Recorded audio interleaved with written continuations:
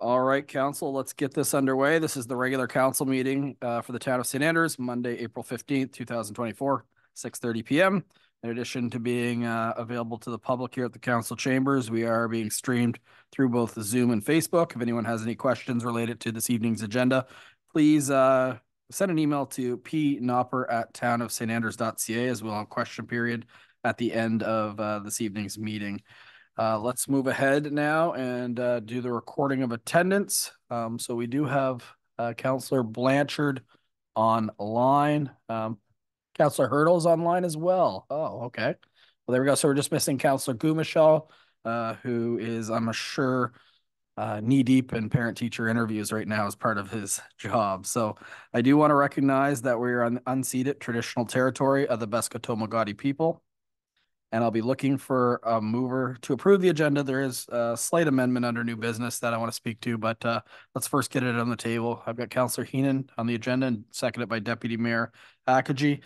I think that if you look before you, you will see under new business, it'll be a recommended motion in regards to the one-way street for the town of St. Andrews, and as well, there'll be for a temporary seasonal four-way stop sign. So we'll be looking for someone to move to amend to include that in our new business. I think.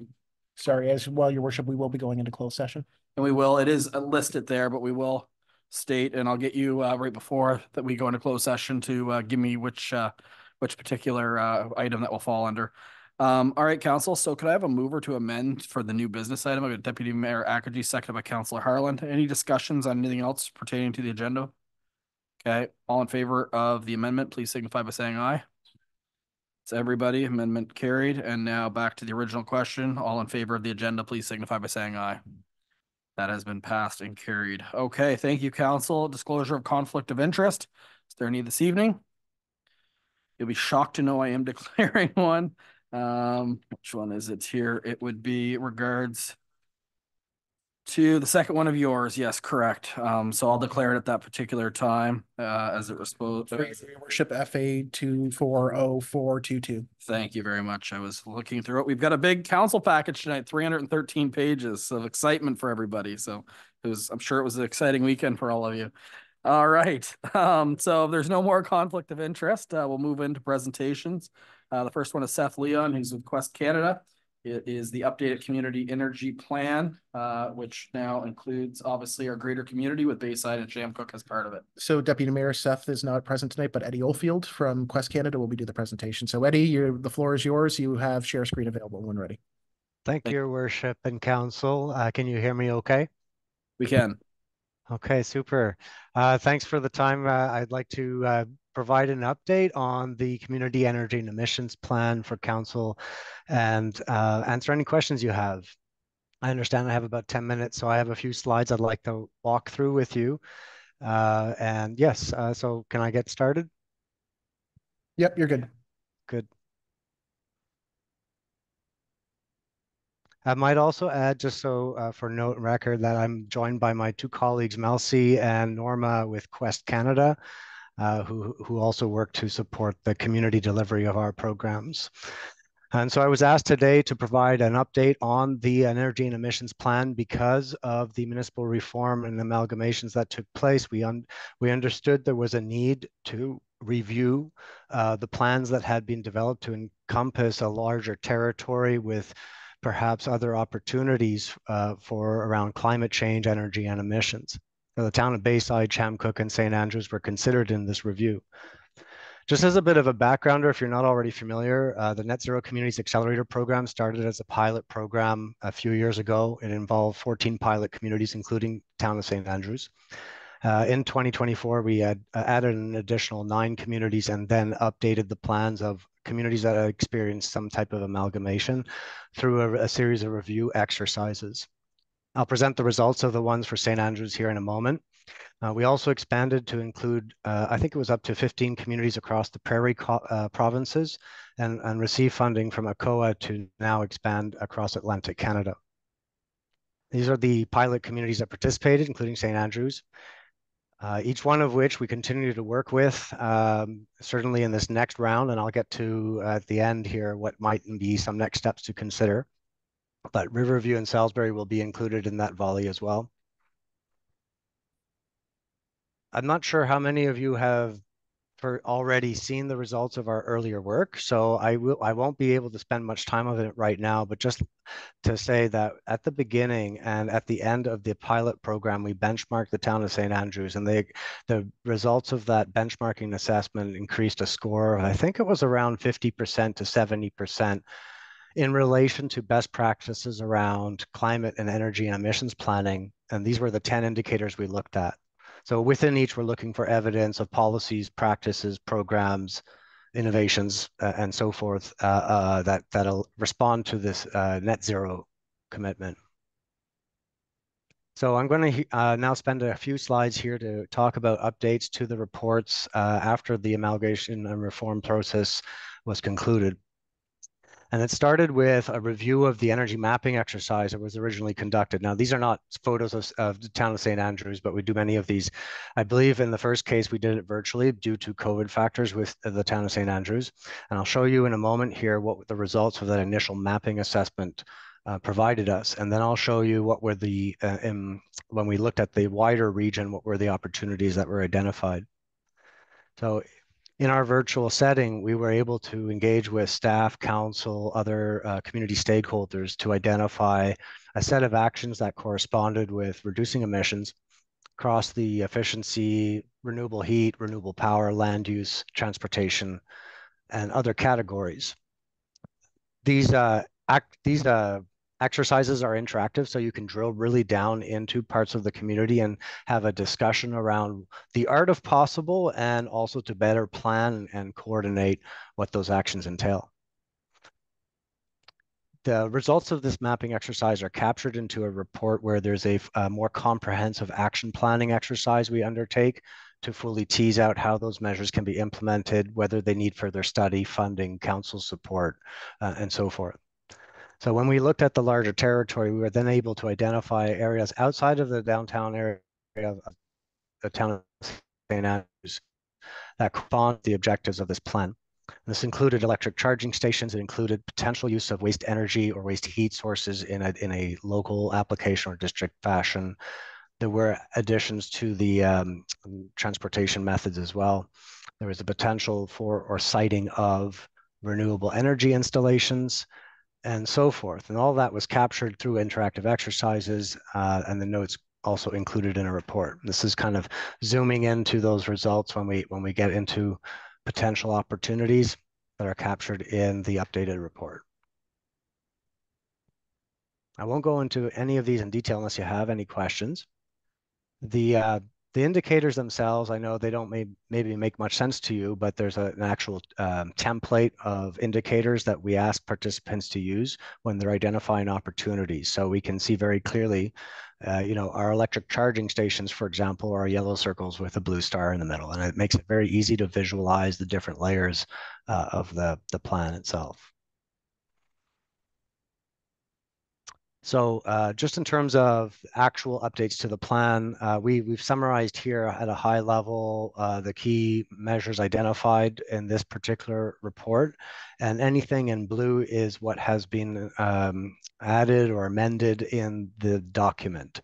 So that is to include, for example, retrofits with Bayside Community Hall, Industrial Park, and Campground, a study that I understand to be underway with the town's top 5 emitting facilities, the inclusion of additional facilities for waste and renewable heat capture and use,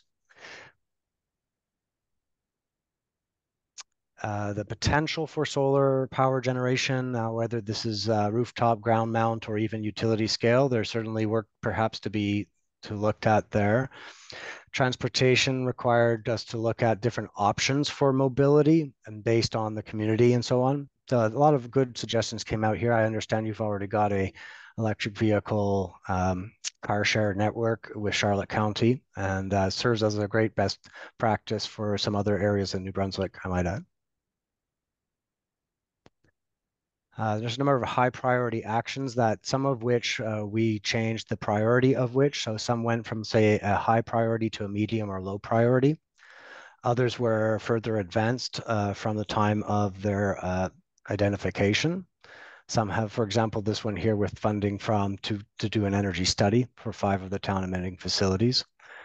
Some have basically been converted into not a priority, partly because they've already either been done or are an ongoing activity. So it's to bring attention to the things that have been prioritized by the town, at least over the last year or so.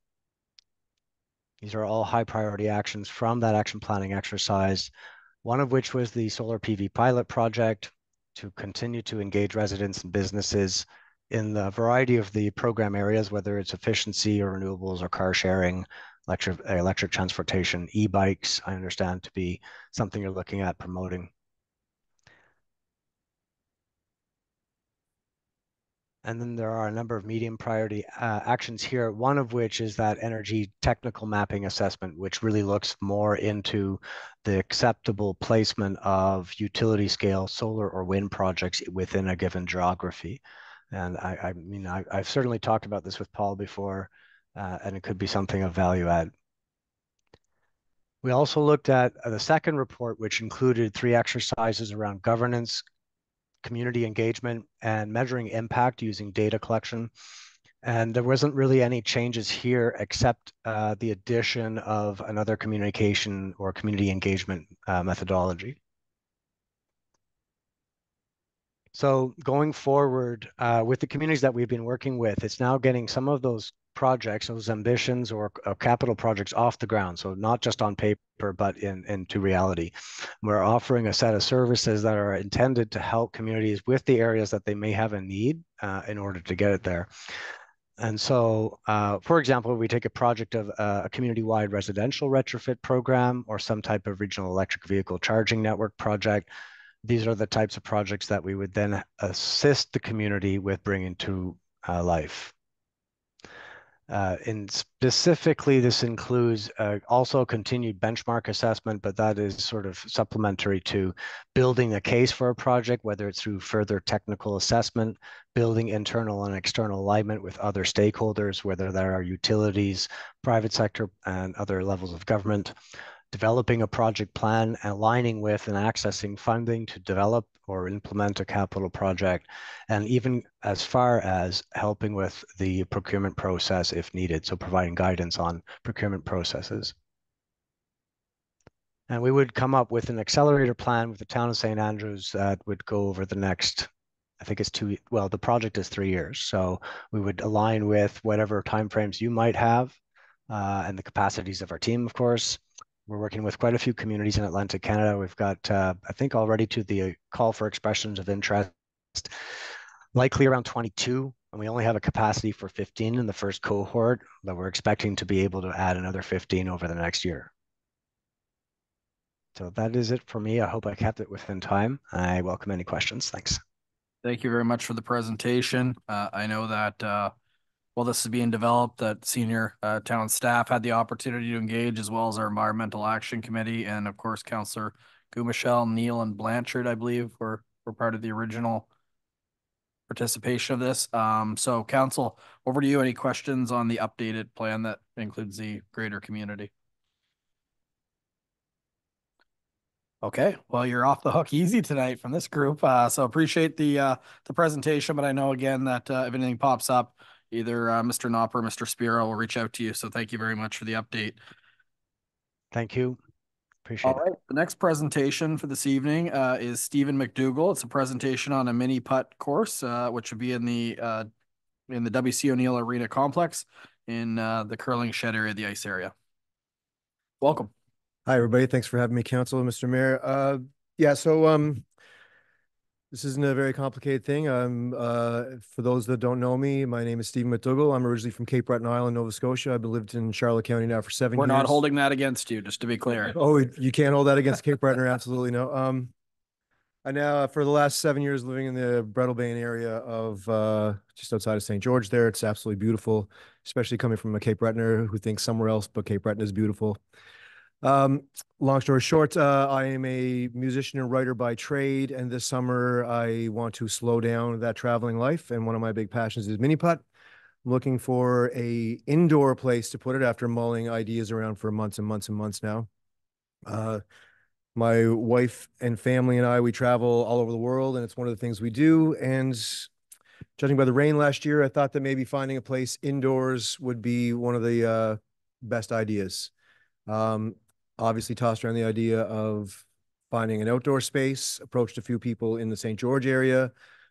And with counsel from my wife, we kind of think that maybe St. Andrews, with its foot traffic and tourism and reputation, would be maybe a great starting point.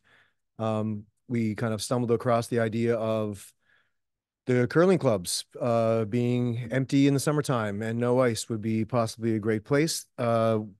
What I'm thinking of doing is, and there are some pictures possibly they might have printed out. I have some with me of examples.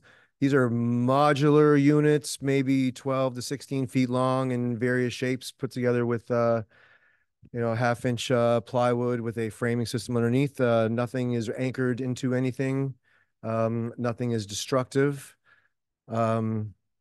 Everything we figured maybe keep it very thematic of the area to keep it the cultural theme of St. Andrews, Oceanside, nautical themes, things like that. Had a quick little kind of walkthrough with I think it was Paul, Chris, and Merv here a few weeks ago, and it was they brought up some questions that I had not even thought of because obviously this is my first rodeo with trying to make a mini putt, which I think is great because there's a vacuum right now and there's really none around here at all. I think Fredericton is the closest one. Then you have maybe one in Moncton. So besides the fact of bringing in some modular units that are non-destructive, we talked about, and I won't keep you too long, but we talked about the lobby of the curling club. We don't want public access in there, so my suggestion was putting a table very similar to this across the lobby, and that's across the entrance to the lobby, and that's where I'd have my point of sale system at. Either myself or a student be working there. So that was one thing brought up. Another thing brought up was insurance, my own liability insurance for being in that room for the period I'm kind of guessing right now is maybe June 15th to September 15th. And that's everything here is flexible. This is, like I said, this is my first time. It's a learning process. Yeah, so no one will be getting passed into the lobby there. Insurance, been talking to St. George Insurance, where I get my car insurance through, and they are looking into it and pricing for me. I called them today to see if they would have some quotes for me, and they don't. I'm open to suggestions too for how much maybe liability or insurance should be. So that is a TBD situation there. Times I'm thinking noon till 8 p.m. Maybe closed on a Monday or maybe closed on Tuesdays. So maybe not every single day of the week. This is keeping it very simple. I'm not talking hot dog stands and glitz and glamour and, glow in the dark this and paint everywhere. I'm very simple, tasteful. Being a first year, I'm hoping to maybe learn what maybe there's things I could add next year. Maybe there's things I could take away and not worry about as much. Another thing we talked about in our quick little walkthrough there was there's a need of a accessibility ramp coming down to the surface. I don't think it's going to be a very complicated procedure, so I offered that I could build it, or maybe some of the staff here could build it. So that's going to be a thing that we're going to need. I don't know what we would do about, although we did toss around a couple of numbers for rental number. I don't know what we would do about, say, power bill bumpage. We had mentioned that maybe a few times there might have to be some AC on in there, maybe some, not full lighting all the time, but because I saw how it was kind of dark in the back there. I'd like to keep it that way, and that could be kind of the spooky holes, you know. So I don't know what to think about power bill. Maybe it would be a look at what last year's was and think about what the rate increases were this year and come up with some kind of number that we could all work with. Again, just a suggestion, my first rodeo, like I said. That's so the other thing, so I have rental cost insurance, signage. Apparently there's, I haven't looked into it too deeply right now, but there's a lot of bylaws here in St. Andrews involving signage, size, placement, colors, et cetera, et cetera. And I'm absolutely, of course, more than willing to work with whatever the parameters of signage are in here. I work a lot with the Algonquin anyway in the entertainment department up there. So I'm thinking brochures, maybe even a little demonstration hole I could leave up there somewhere in the lobby with the little sign on it. Might be an interesting idea. The idea is for publicity and advertising. I go on ad nauseum. My experience in the entertainment business, I feel like I could, there's a lot of crossover into getting the public to come to something, basically. And I think I would have, just to kind of double down, maybe have some waivers that people sign, nothing serious. And that's where I'm at right now. I'm certainly open to questions because I'm taking all the advice and anything I can get right now. Perfect. Well, appreciate the overview of it. Attached in the packages of counselors is some images of kind of what you're talking about, the modular. Yeah. Which helps for the visual for those that were wondering how this would work. I will say for questions, this building does cost a lot of money to operate, and one of the goals of it many years ago, I guess it'd probably be 6 years ago, 7 years ago now, was if this building is going to require investment, is we need it to serve the community and to provide and have active activities all year. And I think we've come a long way from what it was 7, 8 years ago, but I still think that there's an opportunity to grow the use of this building all year long, and the lull in this business is obviously the summertime. So I'm really delighted to hear that you're looking at this opportunity and that you're meeting with senior staff. I guess my question, when it comes to things like the power and stuff, we'll let the CAO negotiate that. Council typically doesn't. What he usually does is he will take the end agreement to us or the lease for review in most cases. So that's probably when council will have an opportunity, but Mr. Spear will be the one to negotiate kind of what's fair and things like that. And as a new business, you're already taking a lot of risks. So hopefully it'll be something that can work for both sides. I guess I'll open it up to questions from council. Is there any questions that anyone has at this particular time? Councillor Heenan. Yes, your worship and council. I'm very pleased with this proposal. I find it great that we have something to do on a rainy day. Right. And I think that it really gives the town a spark. So I think it's wonderful, and I thank you very much for your presentation and work. Thank you. Thank you. Thank you. Any other councillor? Councillor Michelle. Thank you, worship. Thanks. Sorry I was late, Stephen. So it's modular. Maybe I probably missed this. So would that mean if there was another event, you could like pick things up, move them over? And yeah, I think we actually discussed that a little bit about the possibility of using the for. I think you guys had mentioned a Canada Day thing. You were tossing an idea of having modular Mini-Putt, but yes, absolutely. so Yeah. like there's some events that happen in there in the summer time, right there, curling. Typically not until indulge. It's Okay, relatively, it's not to say that there hasn't been things over the years, but Gotcha. a lot of the things that happen in there could probably be moved over to the other ice surface. So good, gotcha. Yeah, and I guess on that point, Mr. Spear, you don't see any with things like, I think they've done pickleball in the past and things, but that's all on the arena ice floor, right? Yeah. The hockey side. That's why Mr. Henselbecker was there, just to see nothing really booked. So it'd be utilizing space that really has nothing going on in it. Perfect. And yes, they could be easily picked up and moved. I figure they'll be in at least 2 to 3 pieces each, screwed together, stable, safe.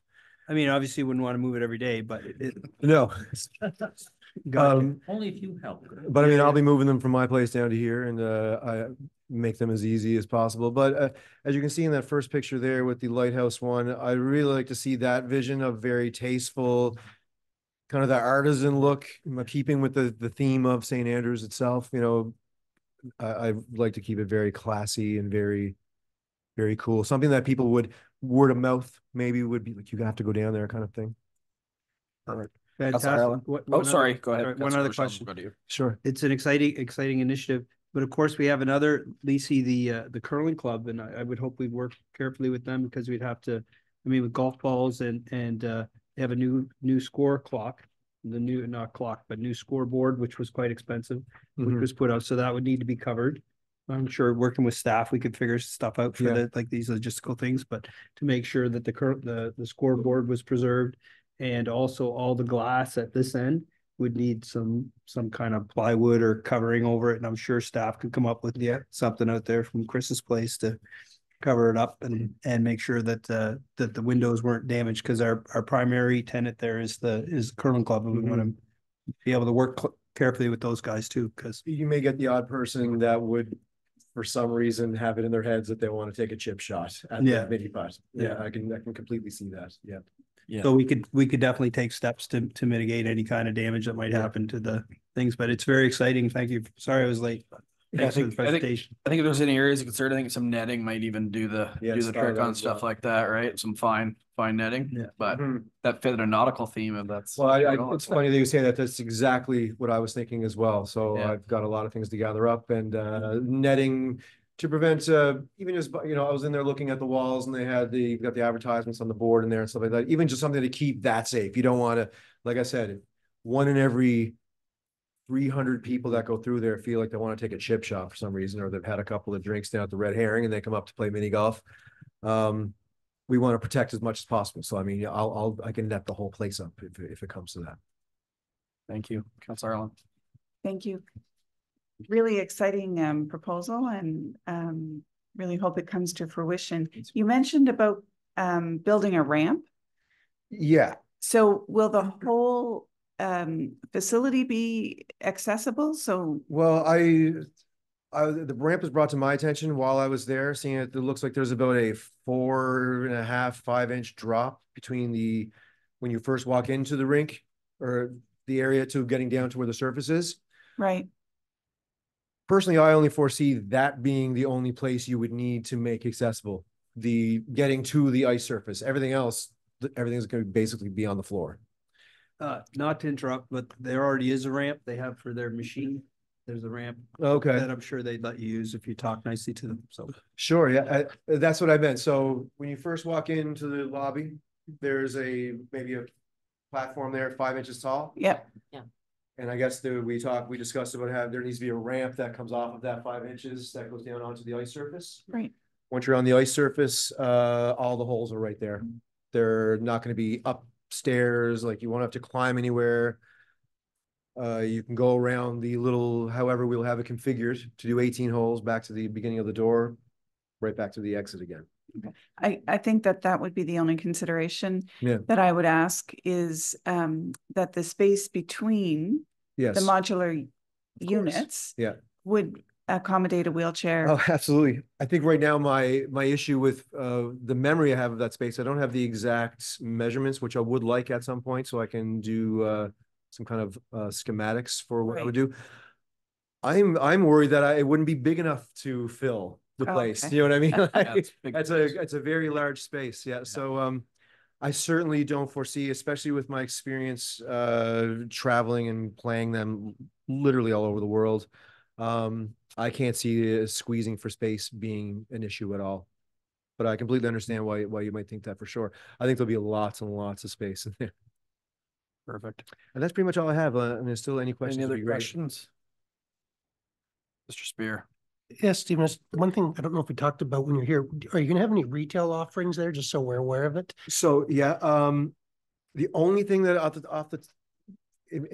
want to keep this extremely simple, less moving parts to break. The only thing I could have even thought of would maybe be some t-shirts, maybe a couple of hats with the logo on it.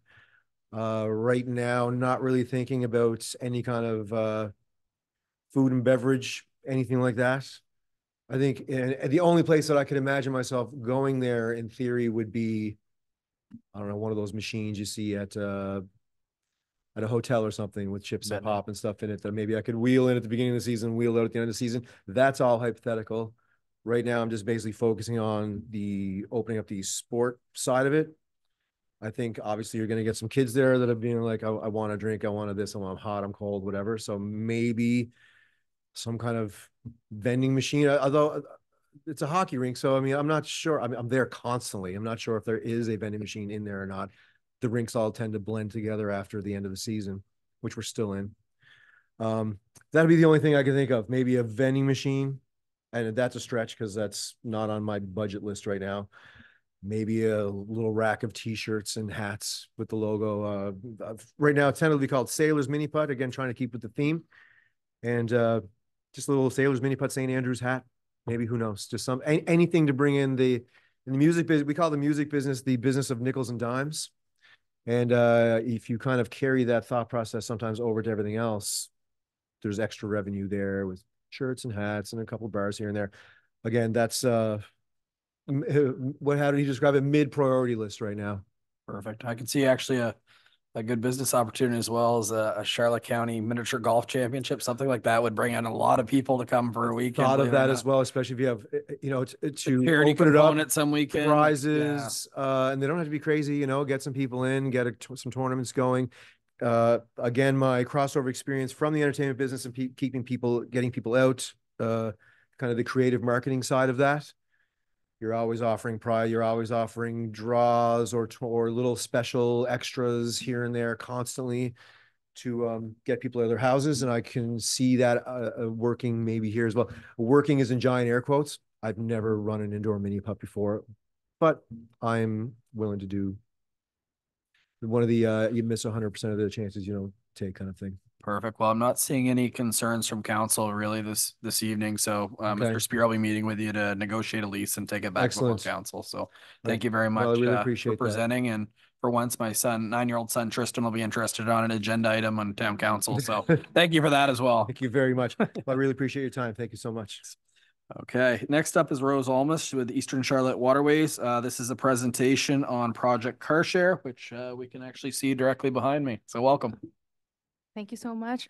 Before I start my presentation, I would like to thank the councillors and your worship for your time, giving me a part of your time. I'm just here to give you an update on our achievements and development for the Project Village Car Share here in Charlotte County. So what we're going to present today is the car share in St. Andrews. Also, we wanted to go over the car share members profile who are we serving in this community.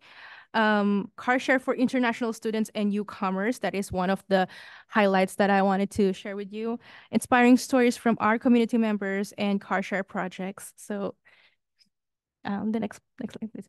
So here in the car share in St. Andrews, this is our statistics from our last year's operations. So we completed our first year very successfully. So we're there. In 2023, we have 186 bookings, which is equal to approximately 33,000 kilometers of total driven distance for the car share. And if you could see the pie chart in there, that red shade is from the St. Andrews for the booking on just this vehicle. And we have 4 vehicles that are working right now. So, but from last year, we only have 3. So for this year, just for the first quarter of this year, we have already 55 bookings for that car and approximately 5,000 kilometers driven distance just for the first quarter, but it picks up really fast. So we consider St. Andrews as our car share base with the highest number of members. And I think it contributes particularly to the composition of our population here in St. Andrews. So we have 53%, next slide, please. We have 53% of our car share members just from St. Andrews from last year. And as of now, we have 5 new car share members from this community just for the first quarter. But when events come in, like for example, intake from New Brunswick, from the NBCC, it's gonna pick up really fast. So we discovered a lot of interesting things from our last year's data. So our car share members profile, top 1 are international students. We have young adults, we have working professionals and young families. So we learned from last year that we have a lot of need from international students and newcomers in the community. So, but the way that the car share is set up, somehow it's a little bit, there's still some friction, with requirements and stuff like that and insurances. So I'm going to walk you through those things a little bit later. So, here we go. We have the car share for international students and newcomers. So this is an upgrade that we did for our models. So initially, we are requiring our applicants to submit their driver's license, which is NB Class 5, and their police clearance. So we made, based on Service New Brunswick policies, we made an upgrade for this one that we are now accepting international student applicants with valid student permit. And we also accept newcomers who's submitting foreign driver's license, given that it's equivalent to NB Class 5. So we have reviewed and we have it in our record, the policy of Service New Brunswick in terms of driving with foreign licenses and driving as an international student in New Brunswick. So you'll know more of this on our website. We have a manual in there, or if you have any questions, you can ask later on. For foreign documents, we may require additional documents for that one. And in some cases, you might need translations of your documents to English or French. So some inspiring stories from our community members. We have 2 newcomers who used our vehicles to secure their NB Class 5 licenses. There's one member who uses our car for a community service. And there's an organization that we partnered with who uses the vehicles to transport their employees to do mental health service trainings. I just wanted to read some of our car share user highlights. So Zoe is actually an NBCC student, international student, and he says, living in a town with limited transportation options, your service has been a convenient solution for me, and thank you for providing a reliable and enjoyable car sharing experience. Another one from Ken Bobian, he drives his kids with this car. So Project Village Car Share offers an opportunity to reduce the environmental footprint when driving and can eliminate the need for owning a vehicle. The economic and environmental advantages of the program can be significant for many in our community. Some of our car share news. So we already have car share services in Grand Manan and in Blacks Harbor. We have 1 car station on each location. We also have a commercial use NB charging station. That one there is from Blacks Harbor. So this charging station is by the side of the old Fresh Mart, which is already the ECW lab building / indoor farm. So it has 2 cords. But it's a level 2 NB charging station. So next one would be that we have also a collaboration with RSC and Dial a Ride and Future St. Stephen to expand the use of car share for a broader transportation service here in Charlotte County. So I wanted to just show this report. This is an impact report for the car share. This one is published on our website, so it has all our targets for this year and our accomplishments from last year. So if you want to get a copy of that one is on our website. Just a summary of what we did from last year, and then we have ongoing projects for this year. Ongoing projects. So we secured AC Community Action Grant to support our community initiative for addressing the transportation needs of vulnerable groups through our partnership with 5 local organizations. So we have, as our community partner, we have Sophia Recovery Center, the Multicultural Association, the Activity Center, Mental Health Association, and Community School Coordinators. And we recently secured funding from RBC Tech for Nature grant to support our EV Confident Drive, which is a test drive for electric vehicles that will happen this year. For more information, I just want to highlight that we have our website up and running, and it's more useful than ever with all our information. One thing that I love about our website is that we have how-to videos. So we have members who are like visual learners, and they really don't want to read the big manuals. So just get to our website, and there's video how to start a car, how to use the card, how to book a ride, so everything is in there. If you need some guidance while you're using the electric vehicle, that is where you go. And for more questions, you can always contact us. So thank you so much, Your Worship and councilors, for your time again. Well, thank you very much for the presentation. We certainly appreciate it. And thank you for providing that to the community, and in a community like highlighting your presentation that has very limited public transportation. I do see it going on the highway to and from St. John is usually where I do see it, and it's greatly appreciated. And it's good to see that it is utilized in St. Andrews. I'm sure there's always an opportunity to utilize it even more, but when you compare it to the project as a whole, it is the bulk of where the rides are being booked. So it is great to see that resource. Any questions from anyone from council? Councilor Harlan. Thank you for the presentation. That was great. And it is a wonderful asset to our community. So I just wanted to ask about the collaboration with community organizations. Yeah. So when you say that, does that mean that you've been able to enter into an agreement around funding Yes. for community organizations? So basically how the project would operate under the EC Community Action Grant is the fund will cover their use of the vehicle, and this organization, they could use the vehicle at no cost. It's free of charge. They just have to book the vehicles. So they're serving their clientele with our vehicles. That's fantastic. I'm really happy to hear that. Thank you. Thank you. Anyone other member of council? Online? Sir, was there one online? Oh, I see that now. I see it up in the top left corner. I should have brought my glasses. Councillor, now I see the hand. So Councillor Blanchard. Thank you, Your Worship. Not so much a question. Certainly want to say thank you for the presentation. And as Councillor Harlan had mentioned, happy to see the uptake in St. Andrews compared to the rest of Charlotte County. I'm not surprised. I've talked to many people, and a number of people were excited when it was proposed, and I'm glad to see that people have taken it on. But maybe I'll say more of a comment. Just to put a little plug in for electric vehicle charging infrastructure in the town of St. Andrews.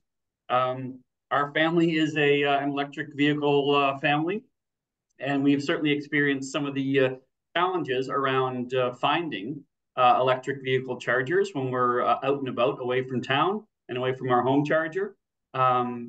I know we do have the level 3 and a level 2 right in town, but certainly as a community that depends so heavily on tourism. Obviously, we're looking for, we want people to stay in St. Andrews for multiple days, but we do still have a lot of day trippers that come in and out, and having level 2 chargers available in the downtown area, I think would be a real advantage. Having a place where you have to park your car and then walk 15 minutes or whatever to get to where you want to go is not always that convenient. So having more electric vehicle charging in the downtown core, I think, in the historic business district, not necessarily just at the arena, I think would be really beneficial and something that the council needs to consider for the future. Thanks. Thank you very much, Councillor Blanchard. So we can put that in the parking lot. I know there's grants and opportunities out there, but it seems like that would fall under kind of an annual budget conversation as well. But I'm sure you're depending on grants from other levels of government as well. But on that note, maybe increasing the visibility of the ones behind the arena might be a good first step as well, because I'm not sure everyone that drives by actually really knows that it's there, since it's we do appreciate it, but it is kind of hidden, right? So thank you for those comments, and I'm sorry I didn't see your hand. Councillor Hurdle's shirt was distracting the yellow hand. Mr. Spear. Thank you, Your Worship. Hi, Rose. Just a couple of quick questions. The first one has to go with the location of the car, and we have no problem with it being there, but I know, especially during the winter, you ran into parking issues where everything would be full. Now that you've got the visibility, which is the reason you wanted it up here, do you think we should look at an alternate location? Like this may or may not even be closest to the people that are using it. So is it something we should probably have a discussion about? We're not chasing you, but if it's more convenient, a spot where you'll be able to find parking spaces other times of the years, it might be worth a discussion. And secondly, early on in the process, there's some questions about insurance. It almost seemed that you had to have your own car insurance to drive. Have you overcome that obstacle? Yes. Okay, yes, so people can buy their own whatever through their fee or whatever. Yeah. Okay, So good. people who are registered with us, our car insurance is active already. So we have it for all 4 vehicles. There's always some questions about do I need to have an insurance? And we always say if you have a personal insurance, good for you. But our car share, our service has an insurance on them. Thank you. Good. All right. Thank you very much for the presentation. We do appreciate it. All right, council, we're through 3. Oh, sorry. Can we just turn the heat down? We have a request of heat. All right. Should we take a vote? We have 3 presentations completed. There is no approval of minutes. We did that the last meeting, but under communications, just something I wanted to make the public aware and council. that MAD, so the Vice President Jordan Holmes, reached out in regards to crashed car awareness campaign, which runs in April, and they're hoping to basically move in with the local tow company a wrecked vehicle and putting on display with MAD stickers and logos on it to remind people of the dangers of drinking and driving. Mr. Spear, I believe, has already got ahead of this and perhaps found a location in front of the RCMP station. Is that correct? That's correct, Your Worship. So are you looking for anything from council or just letting people know what's happening, that it's not a permanent display? It's not it's only for a week, and it's right around graduation time, as with the tends to be the highest incident of DUI or catastrophes. So just a gentle reminder to people, especially the grads, to be careful in their graduating year. Thank you. Thank you for making us aware and the public. And I don't think anyone would have a concern over that initiative. Definitely a worthwhile one. I'm not seeing anything. So thanks again for sharing that, Councillor Neal. Thank you, Your Worship. Is there any plan as to what they're going to do once they're finished with the display? I'm just thinking the local fire department would love the opportunity of getting a wrecked vehicle here. I don't know enough about that. I hear you. I'll talk to them. It's going to the different locations. I don't know if this is a very specific demo car, if they just find something that they can bring. Yeah. So I will get in touch with them tomorrow and say, if this is their last stop, the fire department, glad to take it off your hands. Perfect. And Councillor Neal, I'll talk to you after the meeting. I have a minivan I'd love to get rid of. No problem.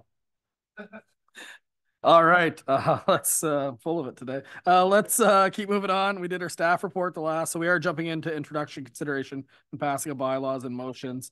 The first one will go over to Councillor Harland and Heenan, and I see it's Councillor Harland, I believe, to kick it off. Thank you, Mayor Henderson. So this is reference number PCD 240402. And the subject is Amendment MP 20-09 to the Municipal Plan MP 20-01 and Z 22-08 to the zoning bylaw Z 22-01, Charlie Bartlette, PID 15156425. And the background is as follows. The town of St. Andrews has received an application for rezoning PID 15156425 at 232 Bayview Drive for Charlie Bartlette. The applicant is proposing a retail fishmonger in the existing barn on site. Please see the attached staff report from Senior Planner Alex Gopin for more details. Amendment steps would include, for council, would include a public presentation, public hearing of objections, obtain views of the PAC, first reading, second reading, third and final reading. If council is supportive of the application moving through the process, the first step is to call for a public presentation. So the motion is as follows, that the council of the town of St. Andrews sets the date of Monday, May 6th, 2024 at 7 p.m. for a public presentation to Amendment MP 20-09 to the Municipal Plan MP 20-01 and for Amendments Z 22-08 to the zoning bylaw Z 22-01 for PID 15156425 at 232 Bayview Drive for Charlie Bartlette, as per the Community Planning Act, Section 25(1). And I so move. Thank you, Councillor Harlan. Seconder, I've got Councillor Gumashell. This is open for discussion. It is important to note that there is a staff report and Mr. Gopin is online as well. But typically a lot of the questions are answered during the public presentation phase. But with that being said, I'd always give council the opportunity to ask any questions or for debate. So council, over to you. Councillor Bennett. Thank you, Your Worship. I do want to point out in the package prepared for us, Senior Planner Gopin, he did acknowledge that there's no fishmonger in the area and that it's over a half an hour to the nearest one. But however, I do believe that he overlooked in our downtown core, we do have one business that sells fish for a living, and it's not a half an hour drive. It's down on Main Street, so it's I do think that should be taken in consideration. That we do have, well, actually we have two businesses downtown that sell fish. We have a grocery store that has a pretty decent selection of fish, and then we also have Spice Box. Excuse me, thank you.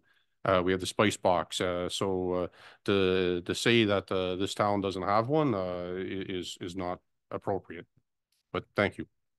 Thank you, Councillor Bennett. And point noted that there is other locations as well that do sell it, but I think primarily for seafood only, I don't think there's the equivalent that you see in some other communities. But I hear your point. There is options available in the community that obviously be somewhat competition, right? So point taken for sure.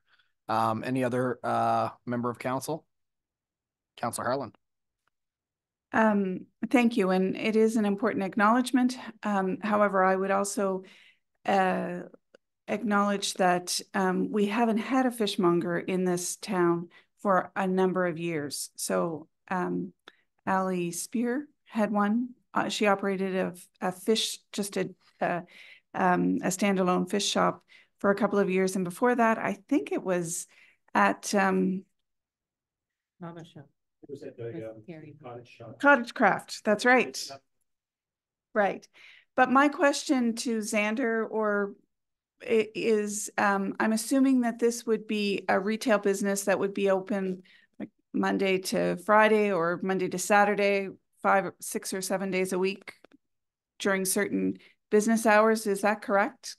We're technically not open to the public for that. Would be more of a public presentation. Well, I know you're looking for answers, but it's kind of like that stuff, that hours and stuff would be part of the public presentation, right? I guess if council has a question. I can say it is a retail outlet that I do know for sure. So it's not meant just to be a service. Yeah, I suppose since multiple people are looking at you, it'd only be fair to give you the opportunity to answer. Thanks very much. I appreciate the opportunity. Yes, it's. I think so. Sorry. Thank you. Sorry. The question was, it's going to be open regular business hours. Right. And it's going, and something that's different than what Ali Spears was the last one that we had, which was fresh fish coming in regularly. I mean, this is going to be, it's intended to be bigger than that. And that's why we really like the location out on what we're calling the Little Red Barn. Right. It's going to be an authentic fish market. Right. And the reason I was asking for clarification was that it's a retail business as opposed to any other kind of fishing industry kind of business. No, it's a shop. It's just a shop. Yeah. Okay. Thank you. Any other member of council? You switched spots. You guys, it's like a Hollywood Squares. You're where Councillor Blanchard is. Yes, Councillor Hurdle. Your mic's not working. Your mic's not on. I know. I was just testing you all and you passed. Thank you very much. Testing Councillor Weir. Right. It's my turn. At this point, is there any plan for prepared food to be self-sold from there? Or is it just at this point, you take it home and prepare it? Do we know that much? Yes, if you've seen Spinneys, I'm not sure anyone's seen Spinneys before. There was one in PEI, and I think there's also one in St. Martin's. So it is a fish market. It is fresh fish, some frozen lobsters right out for the whole gambit and everything. But also, to your point, what we'd like to do is lobster rolls. So you'll be able to pick up a lobster roll while you're ordering and everything. It works very well for them, and I think it's a really good model. Other than that, it'd be extremely simple. But it's to take home, take your fish home. Thank you. Any other member of council? All right, then I'll call the question. All in favor of setting the date for the public presentation, please signify by saying aye. That's everybody. That has been carried.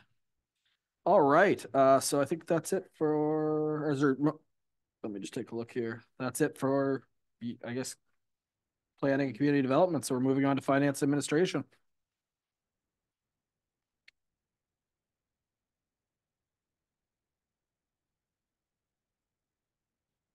Thank you, Your Worship and Council. FA 240421. Market Square and Island Quest Marine, Whale, and Wildlife Cruises. Background is this. With the upcoming Market Wharf and Market Square project in the fall of 2024, moved the Island Quest Whale and Wildlife Cruises building will need to be moved for the duration of the project. In following up with legal, staff are providing counsel with a recommendation on the negotiation of a new lease agreement with Island Quest that includes the removal and return of the building under deadlines. Currently, Island Quest has a lease agreement with the town for the rental of land in Market Square.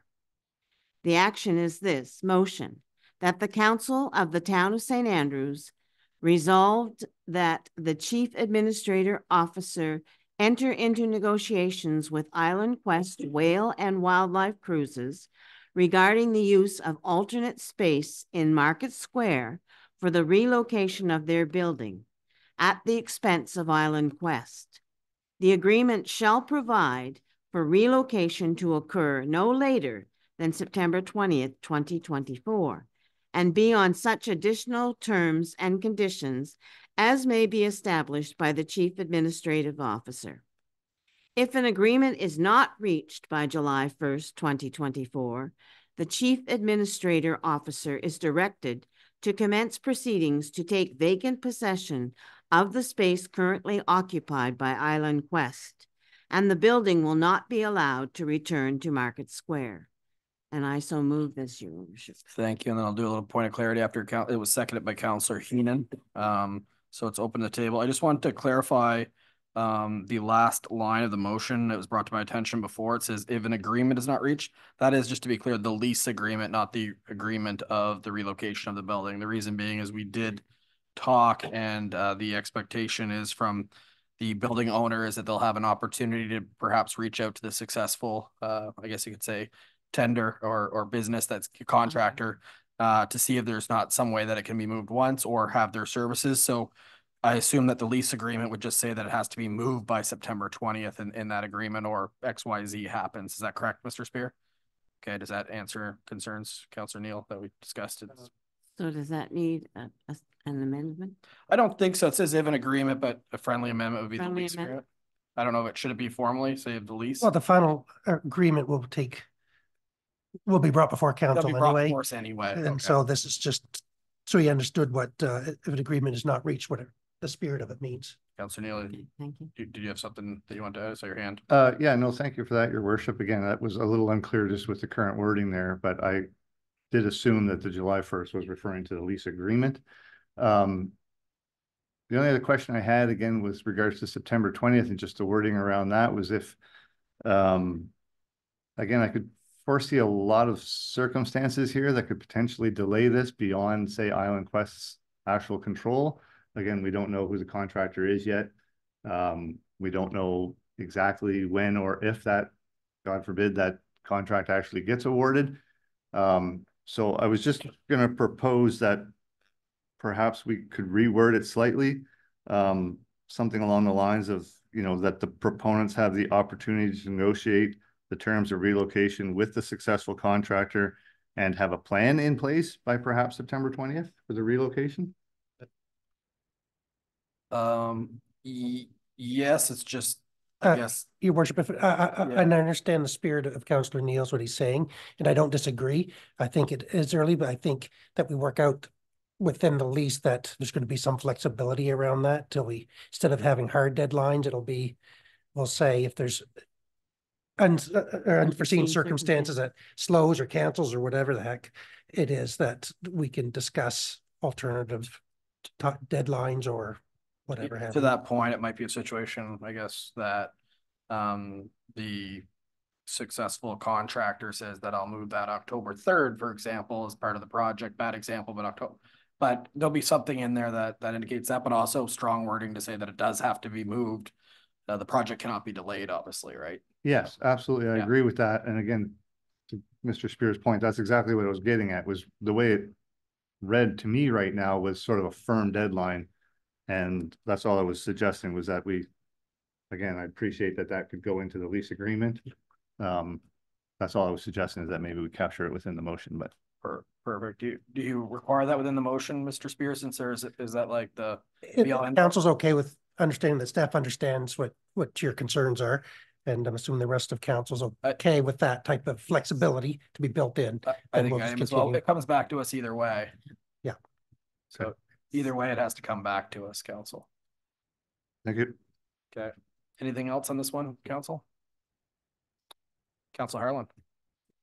I guess the concern I have, you could see the question on my face, is I understand that it's been discussed that the moving of this building can't in any way impede the beginning of the project.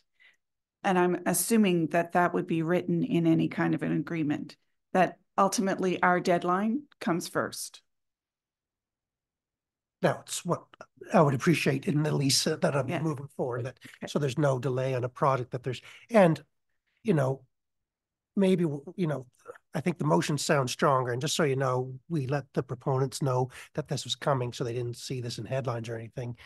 But at the end of the day, everyone wants to be as flexible as we can, including them. They're still trying to operate a business, so they don't want to delay it and then find out they don't have access to the wharf till August of next year type of thing because of something they're doing. So expecting we'll all cooperate as best we can to make this a successful project for everyone, including the business that's being directly affected.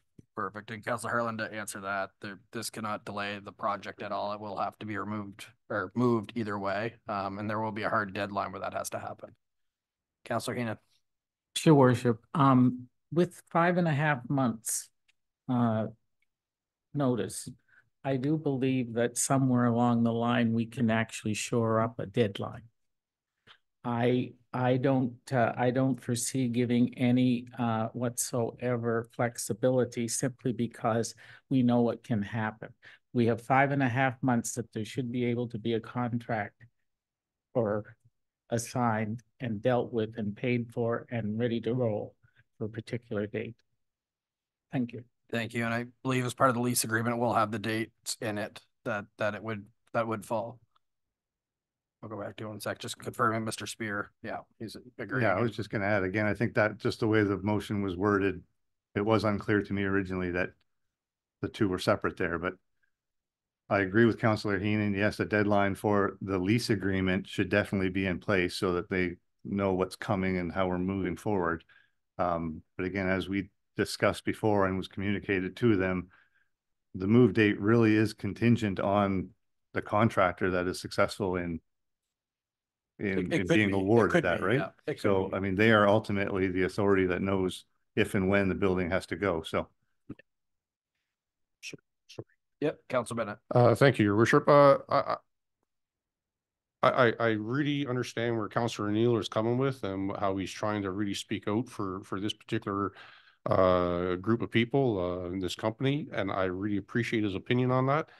But I think, trying to put the potential contractor in a tough position where we're saying in advance that they might have to deal with this building. I think that puts the contractor in a bad position, and it also, if we allow these people to think that there's a hope that the contractor is going to move the building for them, and then the contractor says they can't, then that could put us in a bad situation. If this date is a hard date, it should be a hard date, and we should respect it, and we should expect that the people that own that building should respect it. And if we don't, we all can be disappointed at the end. And if we're disappointed, it's going to come at the taxpayers' dollars. And I think we really need to respect this date as the way it's written. Thank you. Thank you, Councillor Bennett. And to your point, yeah, the successful company may not be in that business and may have no interest. So, but it gives them the flexibility where they could have the conversation. Yeah, and that again was discussed previously, again, that they can either negotiate with the contractor or again, that they are on their own for the financial obligation of moving it. So either the contractor is moving it or they're moving it themselves. It doesn't yeah affect the date at all. As long as they hit the date, yeah. All right, council, any other comments? Okay. Oh, Councillor Blanchard, it's hard to see those hands up on that. Well, I hesitated, actually. I almost took it down. It sort of been covered, I think. For me, like I said, it was a little unclear as well. I had some questions about about the agreement, if not reached by July 1st. I'm glad to have some clarification. We're speaking specifically about the lease agreement. Again, I really do feel strongly that the company involved needs the opportunity to be able to speak with the successful bidder on the wharf project, because as Councillor Neal had stated, they're the ones that have the expertise. They know if the building will have to be moved off-site completely during construction, or if they can sort of phase it, develop one side and then simply move the building from A to B, where we sort of have a general idea where it could potentially go and remain. So I just, like I said, want to ensure that there's enough time, enough of an opportunity that they will have to the company will have the opportunity to speak and negotiate with the successful bidder on the wharf project. That was my primary concern. Obviously, like I said, the company is on the hook for the move. The town is not responsible for that move financially or in any way, shape, or form. But I want to make sure they have the opportunity to deal with the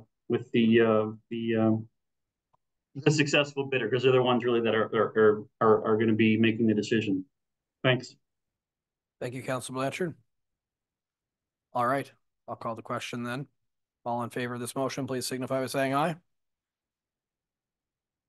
No, any opposed? That's unanimous. Thank you, Council. Next motion. Thank you, Worship and Council. My next one is FA 240422. Bylaw number 24-02, a bylaw respecting the collection and disposal of solid waste. The background is this. Deputy Mayor, just hold on a second. Mayor, can you please leave? Oh, you get this is your file. Thank you. You're welcome. Here I am trying to get, I'm like, I have a moment to get organized. Well, I'll be back.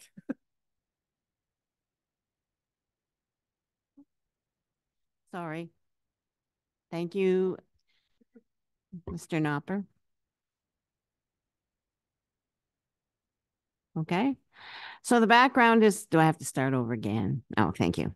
Background, staff have developed a new version of the solid waste bylaw for council's consideration. This bylaw focuses on waste collection and recycling. It also addresses large developments, i.e. apartments with 5 or more units. Please see the attached document for more details. If council is in agreement with the proposed bylaw, council can proceed to the first reading. Note, a public hearing of objections is not needed for this bylaw, as this deals with set processes for town services. So the action is this: that the Council of the Town of St. Andrews grants leave for first reading to bylaw number 24-02, a bylaw respecting the collection and disposal of solid waste in the Town of St. Andrews. And I so move this. I guess I should have passed this off, shouldn't I? Sorry, Council. Deputy Mayor, if you want someone else to get a mover. Okay. That's okay. I can do that. Get a seconder.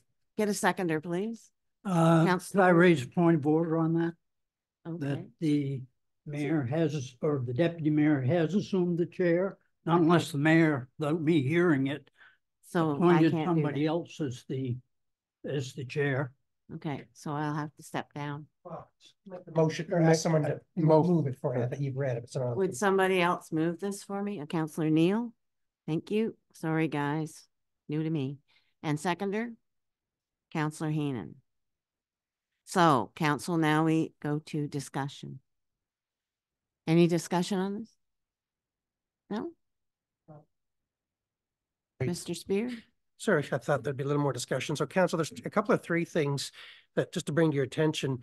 Number one is that there's a lot more apartments in town than we thought. Councillor Gopin did a number on them, and just about Planner Gopin. Sorry, what did I call him? Mm-hmm. Councillor Gopin. Councillor. Oh, Council. Sorry. Yeah, that's right. And there's about 5 buildings that could be affected directly by this bylaw in St. Andrews, but there's close to 200 some units in town that are actually apartments, 2 units, everything from mixed use to whatever. And so we had discussions back and forth. Your concern was how to treat certain levels of apartments. As you know, we have some low income coming in and stuff. And staff's recommendation at this point, to be corrected, but is that if you want to do special engagements to help certain apartments maintain lower rents by picking up garbage, it's probably better to do it on a one-by-one basis than trying to do an all-encompassing bylaw that's going to catch everybody. So I guess for lack of a better name, it'd be the same as doing another level of an economic development grant. So that's where we came up with the 4. The 4 is just a common number is used right across New Brunswick. For rhyme or reason, there may be some good reason that it's there. Maybe it's the equivalent of a large family or something. I'm not sure, but that's just a number that's very common across most municipalities that have a garbage bylaw. A couple are a little more restrictive, but there'll just be a handful in St. Andrews that'll be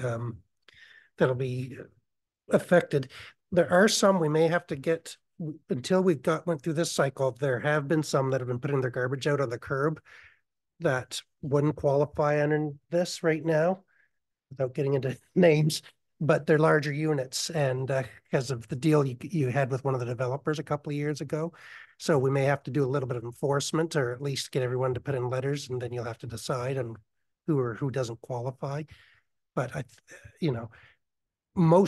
most jurisdictions, once you reach a certain size, that's the end of it. It's not really used as an incentive grant or anything, but that's totally up to council. And this day where housing is so hard, and the affordable housing is even worse, that I understand your concerns. Another thing that's not included there, but should be part of the discussion, is, as you know, Circular Materials has taken over recycling in the 1st of the month, the 1st of May. And it's going to be down to the wire for sure. But one of the questions that's come up is how the model should look. So right now we're looking at full garbage collection, plus the recycling could be like additional, either a different day or a different container, a different truck, or same day, different truck. Which, if we could save some money if we kept our current formula of 3-in-1. And I've got to discuss it with the collector. He's aware of it. He says that if you go 3-in-1, simple math is you're going to save 25%, because every 4 weeks you take one out. But he's saying, well, I got to run a second truck on the week after recycling, which he does, because there's so much garbage that it's not saving him any time. And so there's some discussions, but it really depends on who you talk to about that. And so I guess your homework is to go out and talk to some of your constituents and find out if people would prefer to have garbage going all the time plus recycling on top, or to save some costs, would you rather do continue the current system we have now, where every 4 weeks you have to hold on to your garbage an extra week. The haulers definitely flexible, work with us, but time is tick-tocking a little bit too, unfortunately. Thank you, Mr. Spear. Would you like council to do that through an email, I'm assuming? Fastest way, right? I think we'll probably bring it up discussion, because there's going to be 3 readings of this anyway. Okay. And we can talk about it, but I talked to a handful of people and you get a bit of a different opinion. So we're running a little bit late to do public-wide community consultation. Maybe we can put up an informal Facebook post or something, or Survey Monkey, just to see if it leads one way or the other. But I think it's just back to you and your circle of influence to talk to people and see if it's really split 50-50 and council has to make a decision, or if everyone's saying leaning one way or the other. Okay, Councillor Heenan was the first one in there. Yes, Your Worship. At least if we have it on the books as a first reading, it allows us to debate this a little bit more than if we defeat putting it through to first reading, then we basically, or if we shelve it, we don't get to find out what people think and what the public wants, and et cetera, et cetera. So I'm in favor of putting it to first reading simply because it gets it out there. Thank you, Your Worship.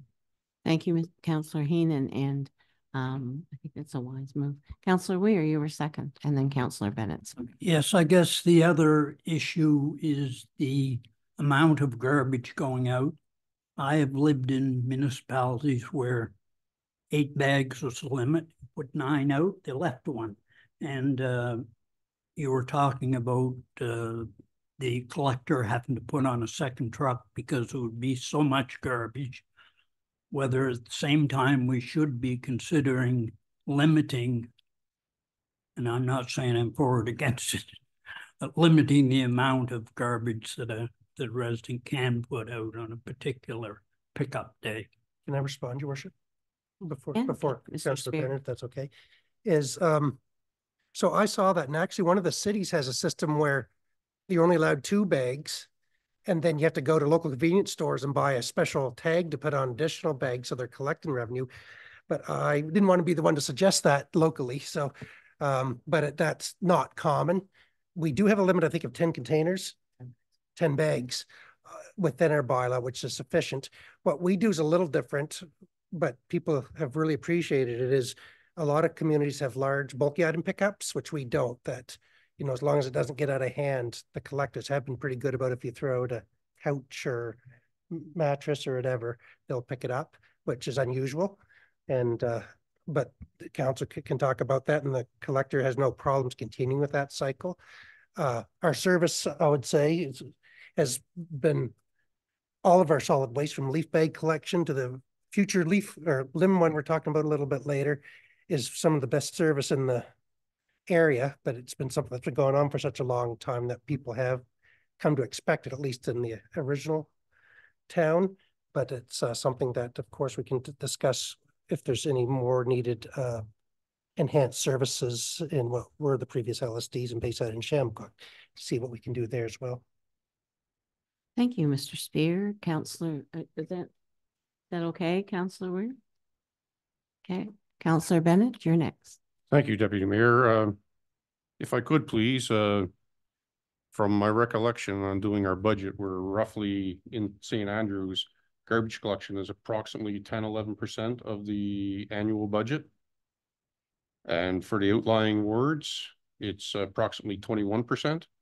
So any resident that's got more than, or any property that's got more than 4 residents in one location, are they going to get a reduction in their taxes because we're not picking up garbage of that 11% or 21%? Are we still going to charge them a full rate taxes and not give them the services that they're paying for? So the Local Governments Act, I guess I shouldn't say this right now, but the Municipalities Act used to allow for user fees on garbage, but no, it's on. Okay. Most municipalities didn't do that because it was too hard to administer.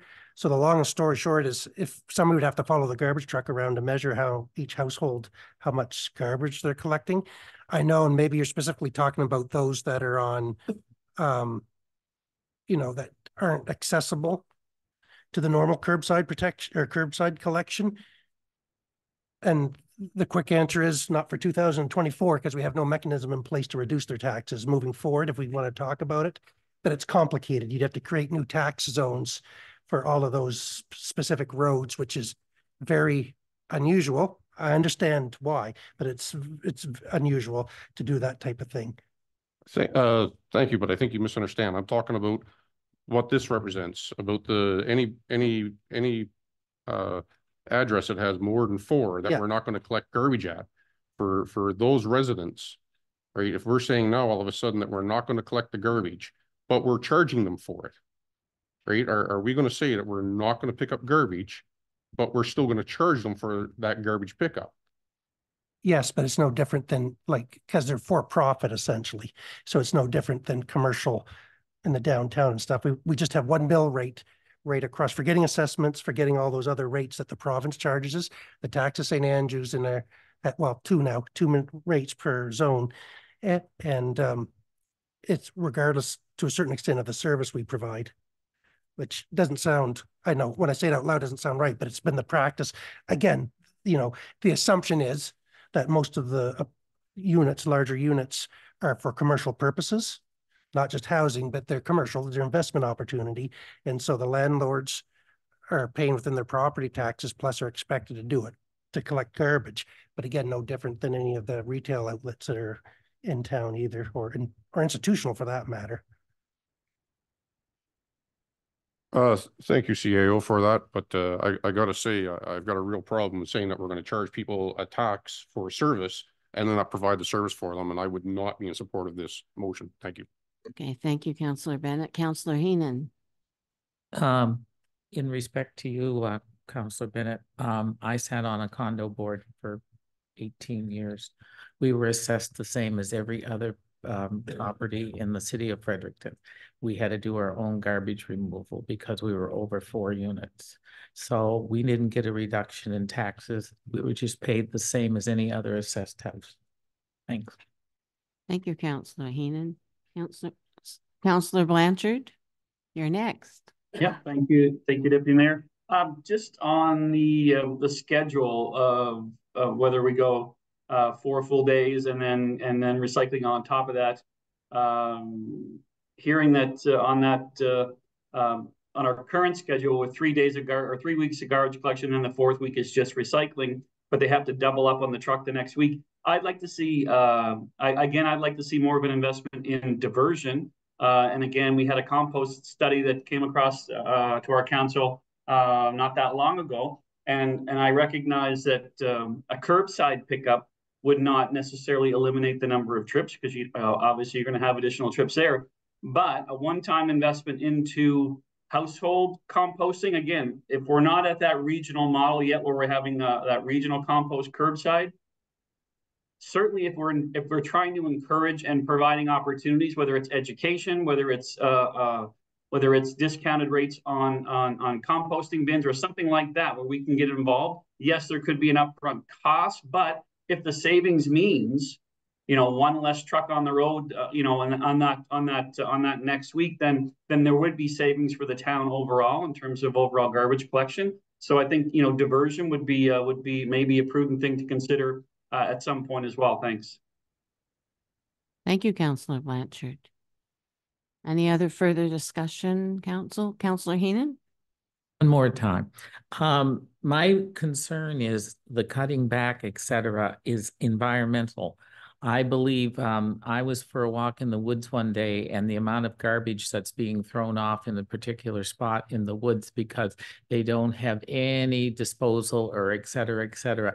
It's a very fine line you have to walk with this garbage collection to equal it out to environmental impact, because you'll go back to having people throwing things into the ocean. You'll have them putting it in ditches. You'll have everything and anything. So if we were to stop one of those garbage trucks because we have to cut back, that garbage is going somewhere. And I can take you for a little walk in the woods and you'll see tons of it. And that's what happens. If you have a municipality that triggers people cutting back on garbage removal, you'll have a big environmental impact. And I think this council has already spoken up that we want to do what's environmentally correct for the town. So we have to walk a very fine line when it comes to garbage removal between people polluting and getting the job done. Thank you. Thank you, Councillor Heenan. Anybody else? Councillor Neal. Thank you, Your Worship. Yeah, just a question was the CAO, I guess, where there is no requirement for a public hearing of objections. Will this proposed bylaw, is it available on the website or Facebook site just for the public to view? All bylaws are put on the town website and also available to view at Town Hall during our business hours, 8:30 a.m. to 4:30 p.m. Monday through Friday. And, thank you, Mr. Knopf. And I just want to follow up too. Overall, if we don't change the service too much, most people won't care. But if we aren't recommending that we do a meeting of objections, it's not required. But if council wants some form of public consultation, let us know. We don't mind organizing some type of meeting at some point before 3rd reading, just to see if there's anyone that wants to have any input into it. But we'll probably do some informal things on our own on the recycling bit. But the actual garbage bylaw itself, or the solid waste bylaws we're calling it now, hasn't changed that much from the original, just cleaned up a little bit. Thank you, Mr. Spear. Mr. Councillor Weir. I'll just make a comment. Doesn't really, it applies to this, but it's concerning the garbage in the woods and that type of thing. I think there's still a tremendous education process required. I don't know whether my house is the exact distance from the local coffee shop or what, but it's almost daily. There's a cup or two laying in the end of my driveway. Maybe it's my personality, how bubbly it is. But we should still have an education problem with respect to garbage alongside the roads. And, I don't know what the answer is. Thank you, Councillor Weir. Oh, Mr. Knopper. Just to that point, Councillor Weir, there were over 20 garbage bags that were collected by MBCC students going up Highway 127 from Tim Hortons to Ghost Road on both sides. So I don't disagree with you that there is an education piece that's still needed. And thank you, MBCC, for cleaning that up.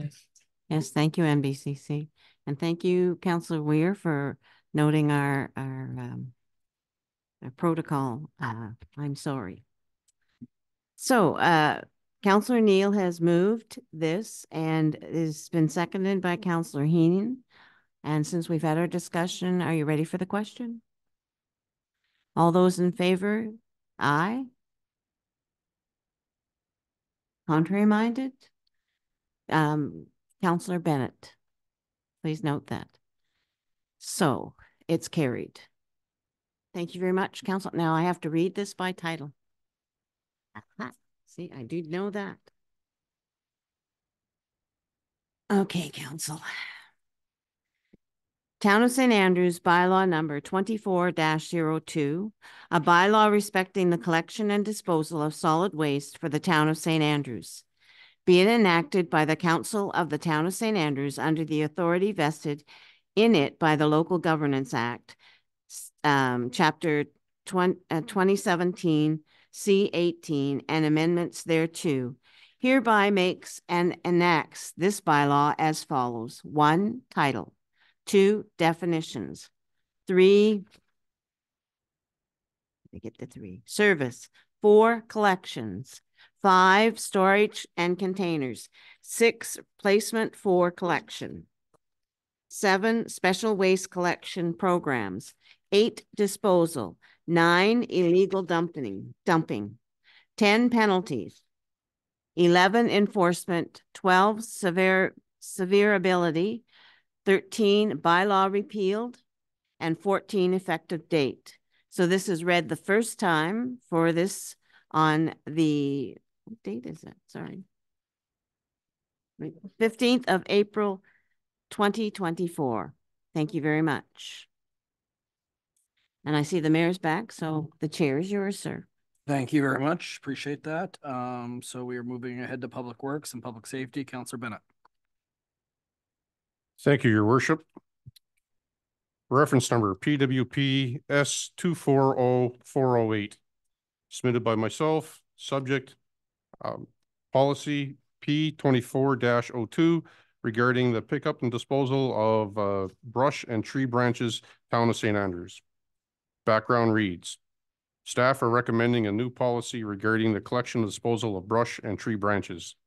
There have been several issues regarding brush collection at the Public Works Yard and that have led to additional dumping of waste and creating safety issues. The Public Works crew brought forward to senior staff an alternative collection option for consideration. The goal of this policy is to add to the current small brush collection offered by the town and augment it with once per month large brush and tree branch collection from April to October.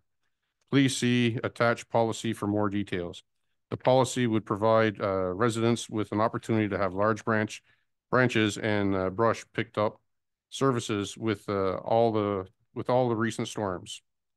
The motion reads that the Council of the Town of St. Andrews approves policy P-24-02 regarding the pickup and disposal of brush and tree branches, Town of St. Andrews. And I so move. Thank you. Once again, I'll be looking for a seconder. I'm looking at the TV. Big opportunity for anyone on the TV. Or is Councillor Hurdle. Seconded by Councillor Hurdle. Any discussion on this one? Councillor Heenan. Just a quick point. Did we not specify this was going to be a pilot program at our discussion? I believe I had it written down that it was to be a pilot program. So I'm wondering if that needs to be added to the amendment. Thank you. Does it need to be added, Mr. Knopper, or because we at any given time it can be changed. We have the authority to change any policy at any given time. The pilot could last 2 weeks. We think this is a terrible idea and say, let's say revert back. So I'll come back for us. So, but point taken, it was noted as a pilot project. Anyone else? Okay. Oh, Councillor Neal. Thank you, Your Worship. I guess I'm just trying to get my head around sort of, it seems like we're increasing the workload for Public Works with this, where the onus was on residents before to drop off this stuff. Now, again, especially after a storm event, we could have 2-3 members of Public Works going around for several days, possibly, picking this up once a month. And then the other issue I'm curious about is if we end up having these piles of brush, if they're only being picked up once a month by appointment, do we end up having piles of brush sitting along the side of the road awaiting pickup? Like, So take your questions in order. So as far as more work for Public Works, yes, that was my first question, everybody's first question. But part of the problem that we've experienced is that although people were dropping off, it was getting to cost a significant amount of money because there's so much coming in. Then with the waste and stuff people are bringing in, they felt that was the only way they could control it. So they feel that this will still work. I mean, it's mostly automated. They're not hand tossing the stuff, right? They have a backhoe with the thumb attachment. So for the most cases, people are just going to be knocking down a tree or two, and it'll just be less than 5 minutes per yard. For storms, they're offering this service for storms even before, because there's a lot of people that don't have trailers or trucks that could move things. And so after the large wind events, they were going around and picking up stuff anyway, just as part of the service to have it removed. We're trying to do it by appointment. That's the one thing we'll keep an eye on. It's just instead of the backhoe and the truck running around in circles all around the town looking for these things, we want to be able to, at least they know where to go and try to make it more efficient and work with people that way. So we'll see how that goes. And they could do it more. I mean, I think if we see, for instance, that there's a whole bunch of people that have it, maybe we'll start doing appointments on Friday, then back it up to Thursday or something, meaning, well, if people are taking the effort to pile stuff out close to the end of the month, we'll make sure we pick it up. And so we'll work with people as best we can. And I know the seasonal people who might only be here for 2 weeks in the summer, we'll do it in the 2 weeks, and we may end up having to pick it up anyway. Sometimes we'll just do that. So we're going to see how it goes. It is going to be a little, or a bit more work, but from a cost savings, it's probably going to be fairly significant. And we're having trouble finding contractors who want to do it anymore, because it's easier to manage a couple of little piles than it is once they get in there with something that's like 3 stories high and, the size of a house out there. And then if stuff's intermingled, they have a hard time, even with their larger equipment, grabbing it and dropping it in dump trucks. And so the contractors over the last couple of years haven't been really enthusiastic about continuing their participation in it. So we're looking at this as an opportunity and just to see how it goes. Yeah, Councilor Neil, I had similar concerns about the project, but did come from staff. I think since it's a pilot project, if they seem to think that they obviously can do it. They do have a piece of machinery that will make it quite a bit easier as well. But the alternative, unfortunately, will be that go back to the existing model, implement a tougher bylaw, and put some cameras up, because we'll probably have a good idea of whether it be contractors or people dropping white goods. We may have to do enforcement, because there's a lot of work by probably just a few individuals that aren't respecting the policies of the Public Works yard right now, right? So like I said, I'm concerned about the workload, especially this past season that we had. It's probably the most deadfall I think I've ever seen, maybe at least since 1998 here from the ice storm. So yeah, it'll be interesting to see how that goes. And the other thing is we might get some complaints about a lot of debris on the sides of the roads, and this might be a very quick-lived pilot project. Yeah, like I said before, there's a lot of people that don't have access to a proper vehicle to drive the stuff down there anyway. So there's a couple of people who said to me, oh, thank goodness, because I was tired of cutting everything down to 3-foot sections to bundle them up for the leaf pickup program. So, there'll be pluses and minuses for sure. It's all we can do is test it out. But I'm hoping it'll be successful and thinking it'll go well. For the odd person who has a few little branches during the leaf program, they can still cut them up and bundle them like we always have. But these tend to be for people that might cut down a tree that has like 8-foot limbs that would take, 4 hours to divvy up and pile up and tie up. And so this give them an opportunity to get rid of them quickly. Thank you. So just one follow up there, just to clarify then. So the scheduling would be somewhat flexible in that case. Like it's not going to be sort of, you know, the 15th of the month is the one day that you can do pickup. Like if you can make appointments and it might vary through the month. You'll have to leave it in our hands on that one, but we're saying the end of the month just so they don't have to keep jumping back and forth and they can make proper plans. But, you know, the public works staff has always been excellent about serving the community. And if they see they need to opt for flexibility, I'm sure they will. And like I said, especially they may do some extra runs early because of the windstorms we had. There'll probably be a lot of people coming up in the next couple of weeks that have a ton of stuff. Thank you. Councillor Weir. This is one of these gray areas. It affects the ward of St. Andrews, but not the ward I represent, but I am on council. I'm not so much concerned about the cost of the works department, as long as we don't have to add staff to do it. What I am concerned about is what it's going to do at town hall. Every time there's a storm or the phone's going to ring off the hook for 2 days. Nobody gets any work done because all they're doing is arranging pickup of brush and garbage and stuff. And it becomes a nightmare for 2 or 3 days. Administrative nightmare. Thank you. Thank you, Councillor Ware. Any other questions, comments? It's the only thing I'll say. Council was gracious enough to offer us some administrative support this year.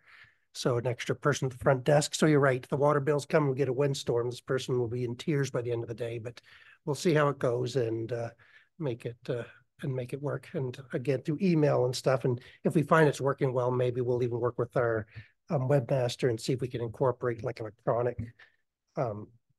scheduling into the system somehow, but we'll see how it goes. That's all. We're trying something new, pushed by staff, so I'm going to assume they know best at this point. Perfect. Anyone else? Okay, call the question. All in favor of this policy, please signify by saying aye. Any opposed? Not seeing any. That has been carried. All right, next one is going to Councillor Neal. Thank you, Your Worship. This is PWPS 240407, and the subject is policy P-24-01, operation of body-worn cameras, Town of St. Andrews. The background reads, staff are bringing forward a new policy for council's consideration as it relates to body-worn cameras for the bylaw enforcement officer. Staff have conducted research into the cameras and have consulted with the Royal Canadian Mounted Police on the development of this policy. The policy is based on what is being implemented by the RCMP currently in the final trial phases of body-worn cameras. It is anticipated these cameras will be rolled out across Canada in 2024. Additionally, it also ties into policy P-23-01 regarding security cameras for St. Andrews. Please see the attached policy for more details. The policy covers the following topics: policy statement, scope, purpose, openness and transparency, right to information and protection of privacy act, camera recording, recording and stop recording, roles and responsibilities, note-taking and statements, storage and retention, and access to media or data. The motion reads, the Council of the Town of St. Andrews approves policy P-24-01, the operation of body-worn cameras, Town of St. Andrews, and I so move, Your Worship. Thank you very much. Seconder for this one. I've got two. I'll go with Councillor Bennett. Discussion on this one. Okay. All in favor of this motion, please signify by saying aye. Any opposed? That has been carried. Okay, we're moving along. Councillor Neal, the next one.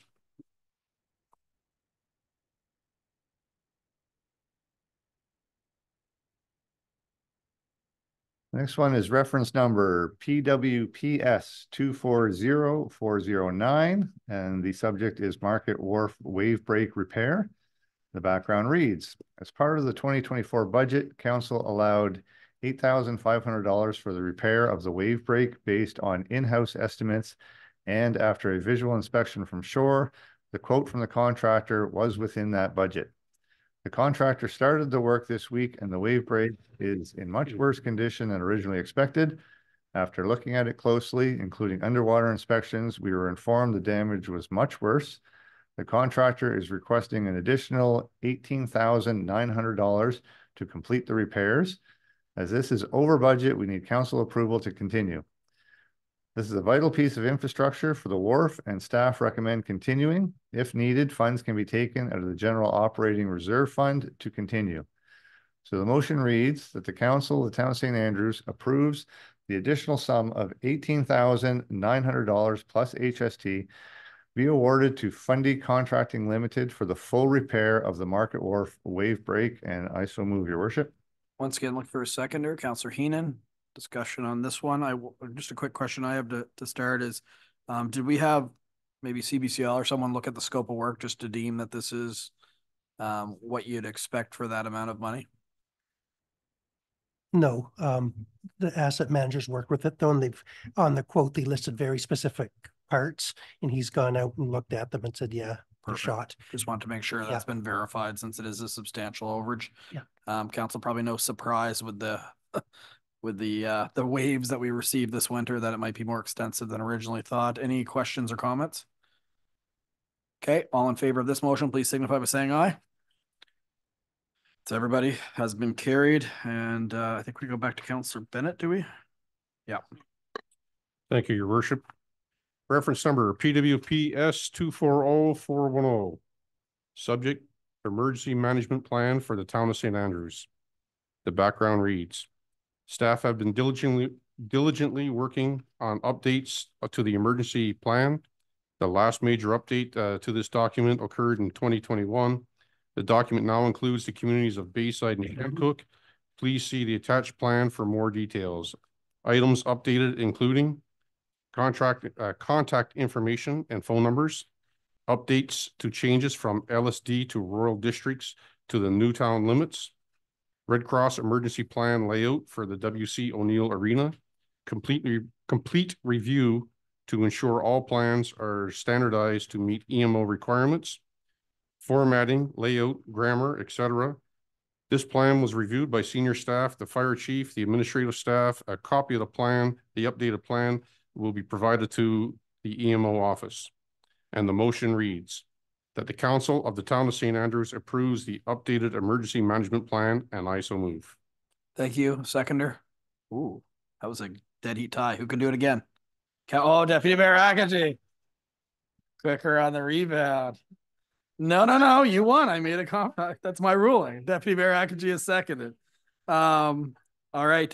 First of all, thank you, staff. That's a massive document. And I know that they're required to give an update for us. I know there was an existing plan, but the review has got to take some time on that one. So to give you an idea, Council, through your worship, it took us a year to go through this document. Yeah, piece by piece, updating and making sure all the documents, as much as we could, was fully updated to standard. I'm not surprised. It took us a whole weekend to read it. So, but thank you for your work. It is a big plan. It's very extensive. Council, any questions, comments? Councilor Harlan. Thank you, Mayor Henderson. I did have a question from, well, I had two questions from town people wondering about if they can get a copy or how they might access a copy of the emergency plan. It doesn't go on our website, does it? Generally speaking, no, it doesn't. However, it is a public document that is approved by council, so it can be provided. Just note, I would redact some aspects of it because it does contain personal information for councillors. Right. So just so you know that any documents that do go would be redacted within some information. Okay, so if someone is interested in seeing the plan, then they can contact you. Come to town hall at any time. Perfect. Thank you. There's a little bit of concern though, because there's some information if this happens. What if, you know what I mean? It's a file that could be, you know what I'm getting at. It's a little concerning too. But it is a public document, right? So. Could I just follow up on that though? I think, I wonder if there's some way of doing a condensed version or Cole's notes. So after this Steinlike, after this Steinlike fire, there was lots of talk. There was lots of discussion in town, and some people didn't know that we had an emergency management plan, kind of assumed that we did, but then there were lots of questions around that, or I certainly heard lots of questions around that. And so I wonder if there's some way to educate the public to say, we do have a very comprehensive emergency management plan. If in the event of an emergency, this is how people would be, would receive information, et cetera, et cetera. I think that's what we need to be able to provide people. Through your worship, I think a great idea is the mayor being, well, EMO is good, but I would also say the mayor at one of his next CHCO interviews could plug this and letting the public be aware that there is a plan. Yes. I can certainly do that, but the 22-minute segment would not give me enough opportunity to review all scenarios by any means. So I do think to make people aware and they can pick up a copy. But in particular, I think there could be an opportunity for EMO to come in and make a presentation, because I think there's probably a lot of people in the public still don't understand what EMO does, right? So, and it's not a shot, it's just people don't know. Right. But I think that the fact that how information would be communicated in the event of an emergency, the fact that we'll have our new sign at the arena, you know, those kinds of things. So through your worship as well. So last year council asked us to send in a card out to every household that indicated how you would find information. Actually on that was the new Voyant Alert. So we very much encourage anybody who's not on Voyant Alert to please sign up on Voyant Alert, because that is our true emergency system. And that's how like we will be sending out emergency information. And in fact, we sent out information today about the water main flushing that's happening tomorrow and Wednesday. And the moment we send it out, we get 20 phone calls at town hall asking, did town hall call? So it's, so those that are on Voyant are getting the messages. So the biggest thing we could encourage everyone, and I'd ask council to encourage all of their constituents, please sign up for Voyant online. It's the best and easiest way to get up-to-date information, because we text you, we call you, we'll send you emails. Like it all comes out in multiple formats. That is the safest way to find about emergency. And on that note, I will say that it's important that the public's aware that in the case of that fire, it was actually the town officials was the only one to actually put out notification. So that talks about how important it is to sign up for that free service that provides information to the community. And it's not one of those ones that spams you. There's not a lot of communication that comes through. You could probably count on, you know, probably 10, maybe 15 times a year, you might get a notification on it. Councillor Heenan. I just wanted to applaud the town. I got it 3 times on the water flushing, email, text, and another email. So it really works well. Thank you. Thank you.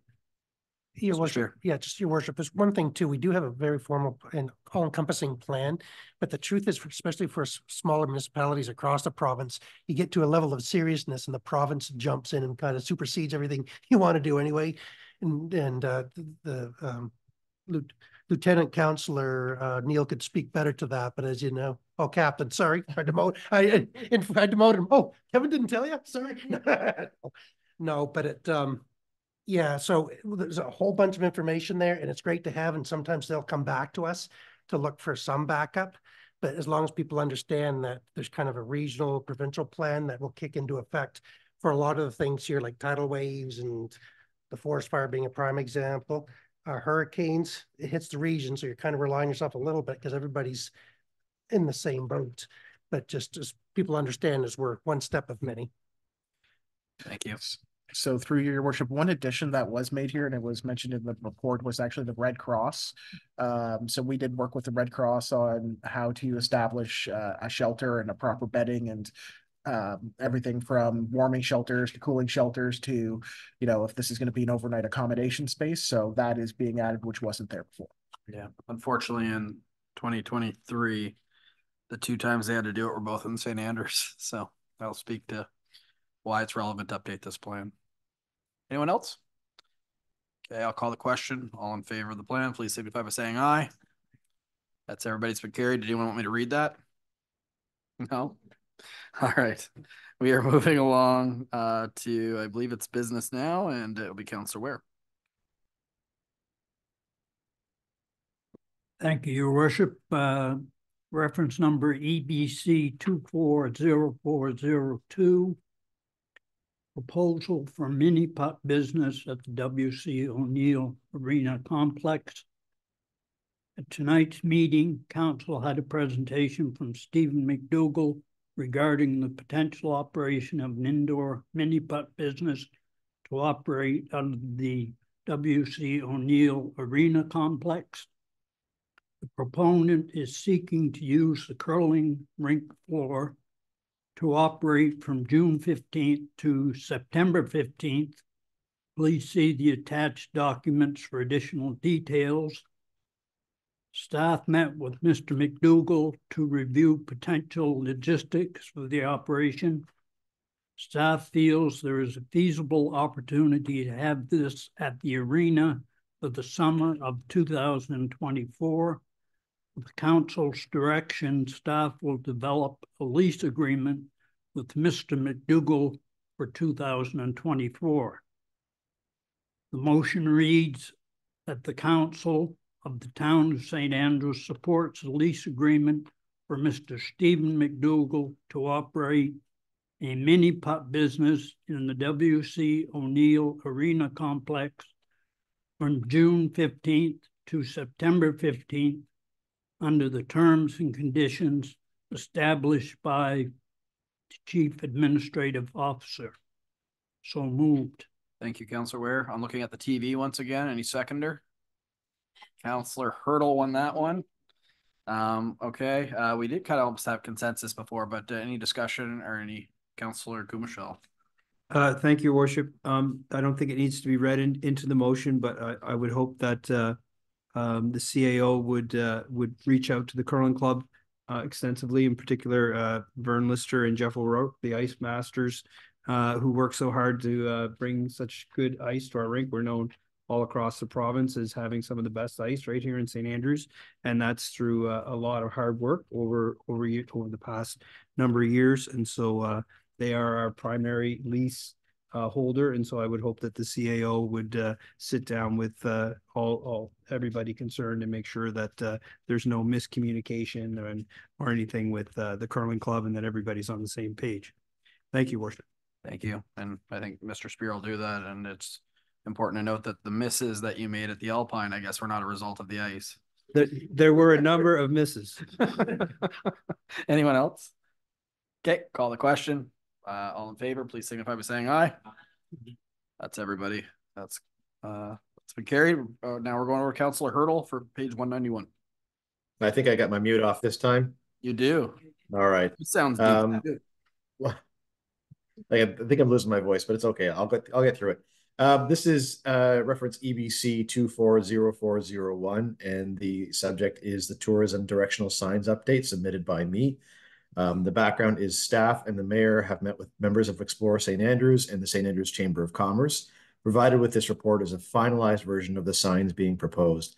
Council wanted additional follow-up on ensuring key tourism points of interest in the community were highlighted.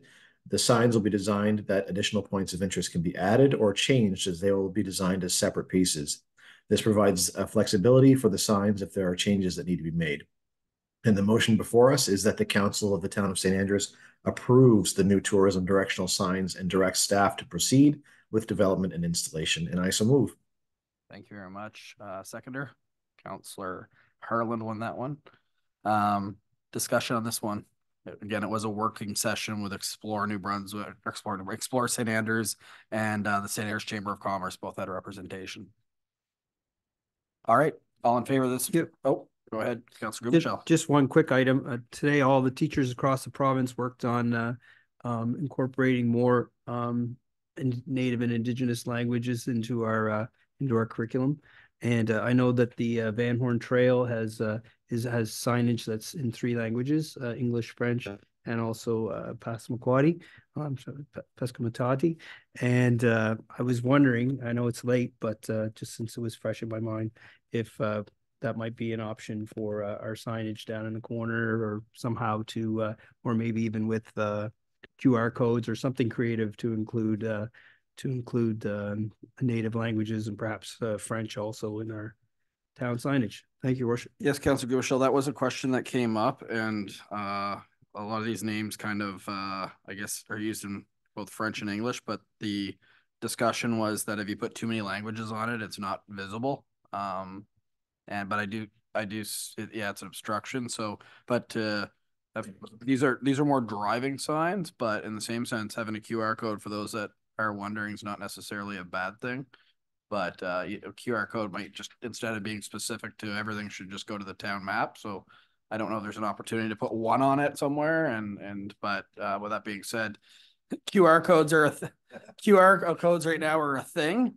They were a thing, then they weren't a thing, and now they're a thing. I'm just worried about, this is heritage looking signage, and if you put a QR code on it, does it take away from the heritage? But there is a balance, to your point, between having this be a bilingual sign and if not have 3 languages on it. Right? Apologies, it was fresh in my mind since we were out it all day. Of course, it's driving signage, but I do think that there are opportunities for us as a town to be doing things similar to what the schools are doing in terms of signage, perhaps not in this. And of course, I forgot you guys probably spent a number of hours already going over it, so I don't want to be labored. No, but when it comes to the point in particular, we actually talked about which language to actually use, right? So as a sign comes up, these are just the first wave.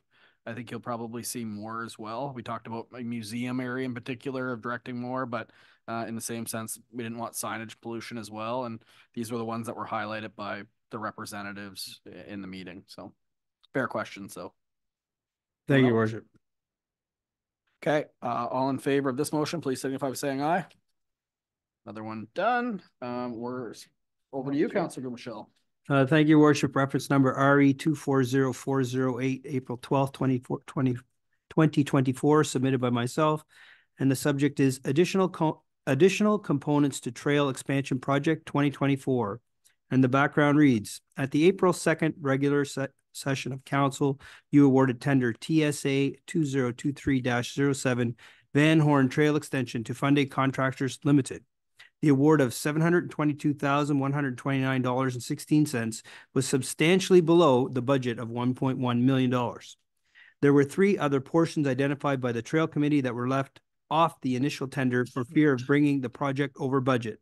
Those were, firstly, the off-road trail along Bar Road that goes to Champlain Ave. Number 2, the connector to the new trail from Diana Drive. And thirdly, increase the accessibility on the connector road from Cemetery Road to the Harry Mallory ball field. After the initial award, we went back to the contractor to see if they would hold the same unit prices for the additional, which they agreed to. Adding in the engineering fees and considering the HST rebate will be close to the $1.1 million budget. And the motion reads that the Council of the Town of St. Andrews adds the that the Council of the Town of St. Andrews adds the 3 additional trail components to tender TSA 2023-07 of Bar Road Trail, Diana Drive Connector, and Cemetery Road Connector for a revised price of $1,095,396.51, HST inclusive. And I would make that motion, Your Worship. Thank you. A seconder. Councillor Heenan. And before discussion, just a reminder to the public that we do have other levels of government contributing greatly to this project. And it's been something that we've met several times on, had presentations, met with SORTI, et cetera, on it with their preferred options. Council, any questions or? Mr. Knopper, is that for you? Mr. Spear? Okay. Sorry, Your Worship, I was over the weekend, I realized if you look at the voting pace, it includes engineering fees on it. And so this is just revising what's going to the contractor. So the Councillor Gumichel, if you could write this down. So it's going to be, you should amend it to read a revised price of $965,561.50, HST inclusive. The balance is in a different portion for the engineers. Thank you. Councillor Gumichel, do you want to? Or just amend, yeah. Okay, so to amend the amount of the motion to $965,561.50. And I again make that motion. Look for a seconder for the amendment. Councillor Neal won that one. Discussion. All in favor of the amendment, please signify by saying aye. It's everybody back to the original motion. Everyone good? I'll call the question. All in favor of approving, please signify by saying aye. Perfect. Thank you. That has been carried. It's important to note if there is any funds left, that one of the things when we were doing the review with some of our partners in the community is we really want to direct people to the trail, but there's no real parking lot to direct them to. There's some small ones, but nothing of any size. There's a bike rack. There's a bike rack. There's a small point at the point. There's a small area too, but I think something in the future we should aim for is having something that's got a little bit of an interpretation sign and some parking, just because right now it's kind of find it as you go type thing. So just a little feedback we had from that session. Thank you, council. And we have one more motion before we go to new business. Councillor Blanchard. Thank you, Your Worship. So reference number RE 240409. Subject is Quest Canada Community Energy Plan documents updated for Bayside and Chamcook. And the background reads, at tonight's meeting, council had a presentation from, like, was Eddie Oldfield actually, instead not Seth Leon, of Quest Canada on the updated community energy plan documents for Bayside and Chamcook. The original CEP Town of St. Andrews documents were presented to council in June of 2023 and accepted. As part of local governance reform, staff worked with Quest Canada to update the documents to include Bayside and Chamcook into the planning process. Please see the attached document for the CEP or Community Energy Plan development document, the CEP implementation documentation, and the Community Energy Mapping document. And the motion before us is that the council of the Town of St. Andrews accepts the updated Quest Canada Town of St. Andrews Community Energy Development, implementation, and Community Energy Mapping documents that include the communities of Bayside and Chamcook, and I so move. Thank you, Councillor Blanchard. Seconder. Got Councillor Hurdle. The TV took that one. Discussion on this one? We did have an opportunity to ask questions earlier. Okay, all in favor, please signify by saying aye. Thank you. It's good to have that. That's been carried. It's good to have a entire community plan now. All right, we are switching over now to new business. This would fall under public safety, would it, Mr. Nopper? Councillor Bennett or Councillor Neal, do you want to just take it from the recommended motions? Maybe read the part above on that page. It talks about the one-way street. Does that make sense, Mr. Nopper? Sure. Or 2 hours in, whatever sounds good, eh? Yes, Your Worship. Thank you. Do we have a reference number? Sorry. There was no reference number because it's under new business right now. Okay. Thank you. Under new business, I'd like to make a motion that the council of the Town of St. Andrews approves the one-way Water Street from Monday, May 13th, 2024 to Monday, October 21st, 2024, from Elizabeth Street to Augusta Street under Schedule C, one-way street of bylaw number 18-01, a bylaw to regulate vehicle traffic in the Town of St. Andrews. That the council of the Town of St. Andrews approves temporary seasonal four-way stop from Monday, May 13th, 2024 to Monday, October 21st, 2024 at the following intersections under Schedule 1, I, stop signs and yield signs of bylaw number 18-01, a bylaw to regulate vehicle traffic in the Town of St. Andrews. Water Street at Augusta Street, east and west direction, Augusta Street and Montague Street, north and south direction. That the council of the Town of St. Andrews approves no parking anytime along the following streets from Monday, May 13th, 2024 to Monday, October 21st, 2024 under Schedule B, no parking anytime of bylaw number 18-01, a bylaw to regulate vehicle traffic in the Town of St. Andrews. Elizabeth Street, Water Street to Queen Street, southwest side, Edward Street and Water Street to Queen Street, south side, William Street and Water Street to Queen Street, south side, Princess Royal Street, Water Street to Queen Street, south side, and Queen Street to Elizabeth Street to Princess Royal Street, south side, and I so move. Okay, so those are all together. That's okay with you because it was all red. And that does, the last one does account for the extra streets. Is that correct? Okay, perfect. Just for point of order. Okay, could I have a seconder for that one? Got Councillor Gumashell. We're open for discussion. Just for the public's information, the reason this is being extended is there is a development that is expected to get underway at one of the streets that normally would have been the end of it. So it basically allows people to get past the construction versus going into a very conglomerate area at the end of the one-way street. More details will be made available for sure. And I believe council wanted some, if it does go through, some consultation with some of the streets that will be impacted. So, Your Worship, where our plan is to put it out in the newsletters, put out mail outs, talk with CHCO, really get the information out to the public on this. I'd also like to point out there's two other portions to that. So it's also that we've actually been requested several times by different businesses that were not within the one-way street portion, that they felt separated from the downtown core, so this would include them as well. But yes, the major and the reason why Augusta Street was chosen was because it is a wider street. It has a sidewalk. So that is a critical part for transportation and movement, but also putting a four-way stop at Montague Street will also allow for slowing of traffic going through that zone. So the hope was that the perception is people speeding or driving fast up there. So this would actually slow everything right down to a traffic stop. People can still take Parr, people can still take Prince of Wales Street. They can still do the loop, but the goal would be is to block the one-way street at Augustus for basically safety of traffic. Thank you. Any other questions, comments? Councillor Heenan. This is addressed to the CEO. I'm just wondering, do we have in our inventory a traffic change sign ahead as far as we could put, like, so we could put up for a week or two after the change has been made? Like, it really helps a lot. I don't know if we have one of them in our inventory. We can order them pretty quick. There's just off the shelf type of sign. For everywhere we're adding these new stop signs, by law they have to be there, so we'll be ordering a whole bunch of signs over the next couple of weeks to be ready. Thank you. Any other questions?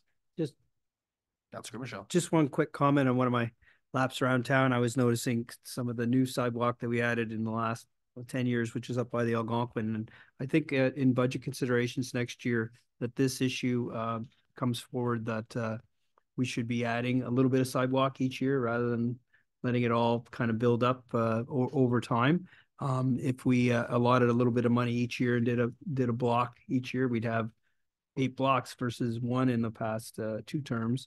And I think moving forward, that's something we should consider as a policy to be slowly adding sidewalks, especially like say along Queen or different streets where maybe there weren't traditionally sidewalks, because the town continues to get busier, which is a good thing, but definitely having more space for pedestrians and cyclists on sidewalks would be a good add for the town. Perfect. Thank you, Worship. We'll put that in the parking lot for budget time, because that's usually when we review the capital projects for sure.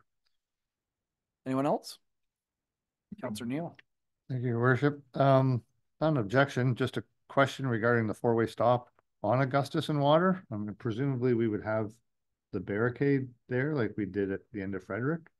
I'm just wondering, I guess, do we need the four-way stop there? I mean, it's going to be sort of a traffic calming measure anyway. It's going to be the barricade plus the signage, which would certainly address traffic coming from the point. I think Mr. Spear was wondering the same thing, were you at one point? I guess it's a recommendation of staff. It's a good point. I think we're just thinking the cars coming the other way to give people turning left up to Augustus an opportunity to get across in case there's a fair amount of traffic coming from the campground direction. But I wouldn't disagree with you. But it's just, but okay. First time I heard that, Mr. Spear. Mr. Spear had the same question. I'll move that amendment now.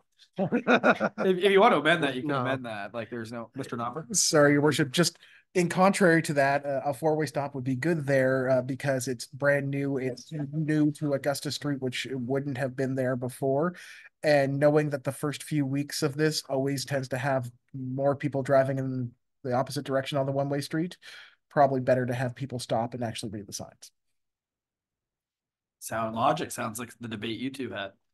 I guess I just thought the barricade was actually more of a deterrent than an actual stop sign. You would think. You would think. We saw someone last year when we were in town hall drive right by the RCMP, just the other way. But we can amend that. It's well within our authority. All right. I don't see a motion to amend. So any more comments? All right. All in favor, please signify by saying aye. That's everybody. That has been carried. We are through motions this evening. We will go right now into question period. Is there anyone online, Mr. Knopper, that would like to ask a question?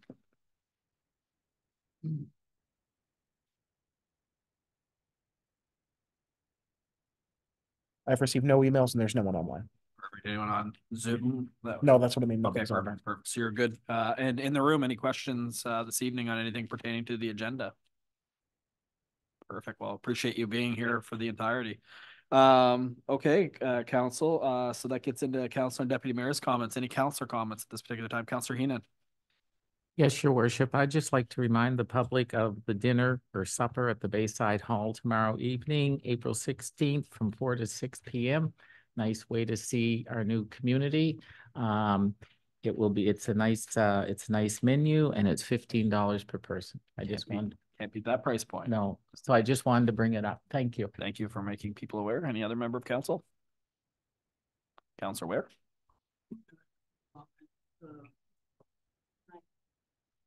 He nailed it on the motion too tonight. You had it on earlier. I had it on every time. I know, you almost got there.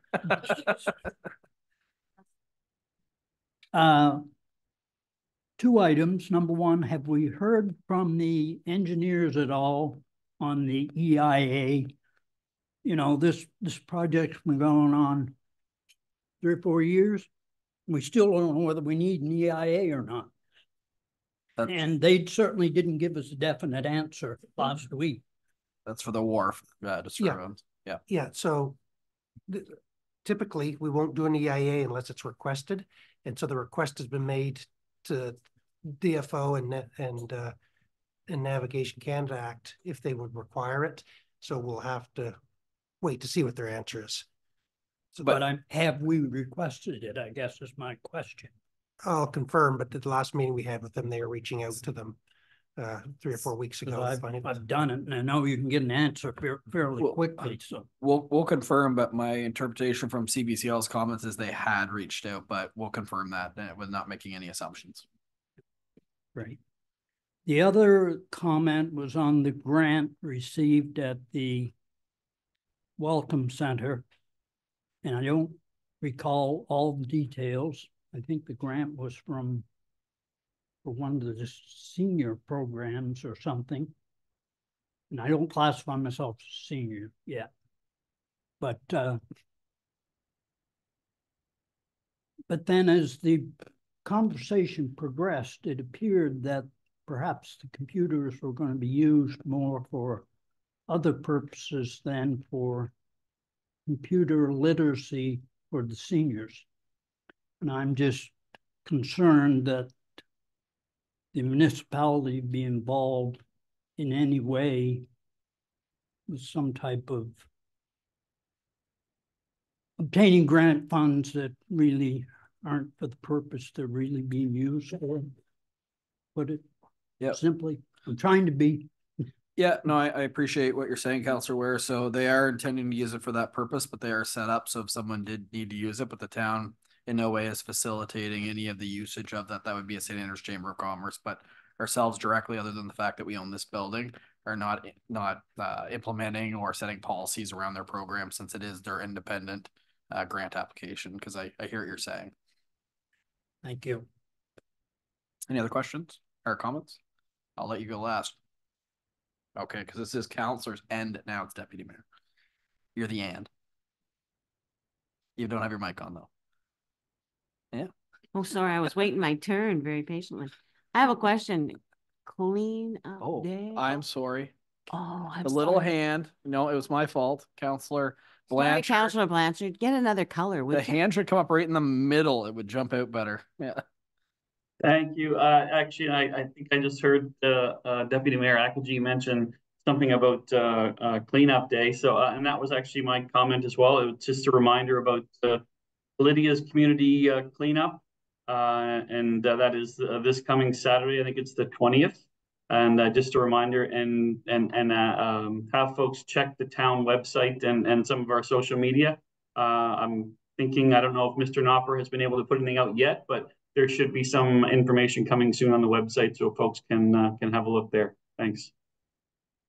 For your worship, it'll actually be scheduled, posted out tomorrow, so it'll be available to the public, and wanted to give 5 days notice. I think it's great that we're getting requests from youth. We had the Monarch Butterfly Mayor's Pledge, but as well, I do know that probably coming out maybe as early as tomorrow that young students from Massey Elementary School have something for council, I believe, that that will be distributed. I think it's Johnson, Abby Johnson. Is it Abby Johnson?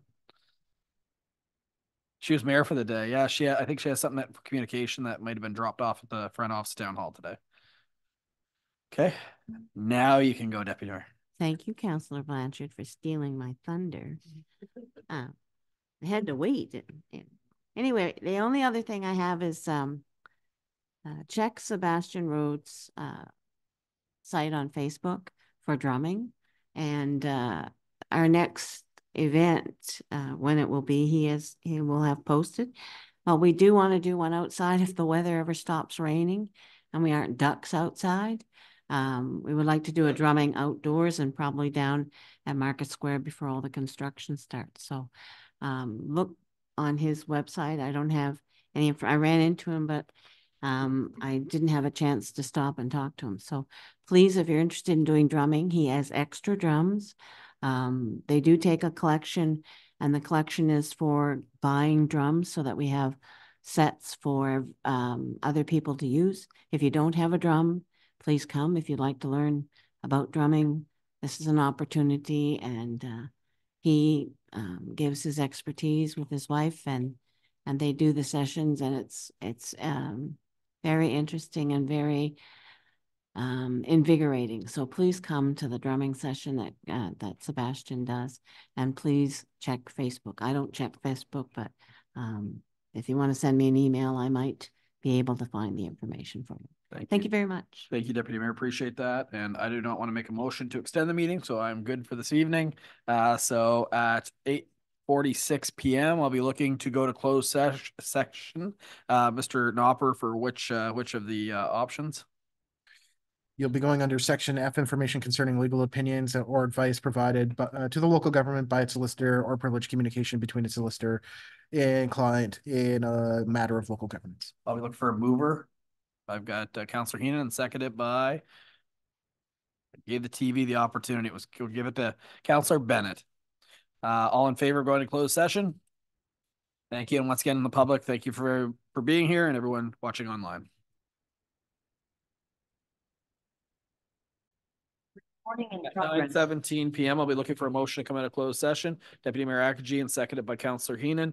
All in favor of coming out of closed session? Okay. I will be looking for a motion to adjourn. Deputy Mayor Akaji, seconded by Councillor Ware. Got that one in there. All in favor of adjourning, please signify by saying aye. For adjourn. Thank you, Council.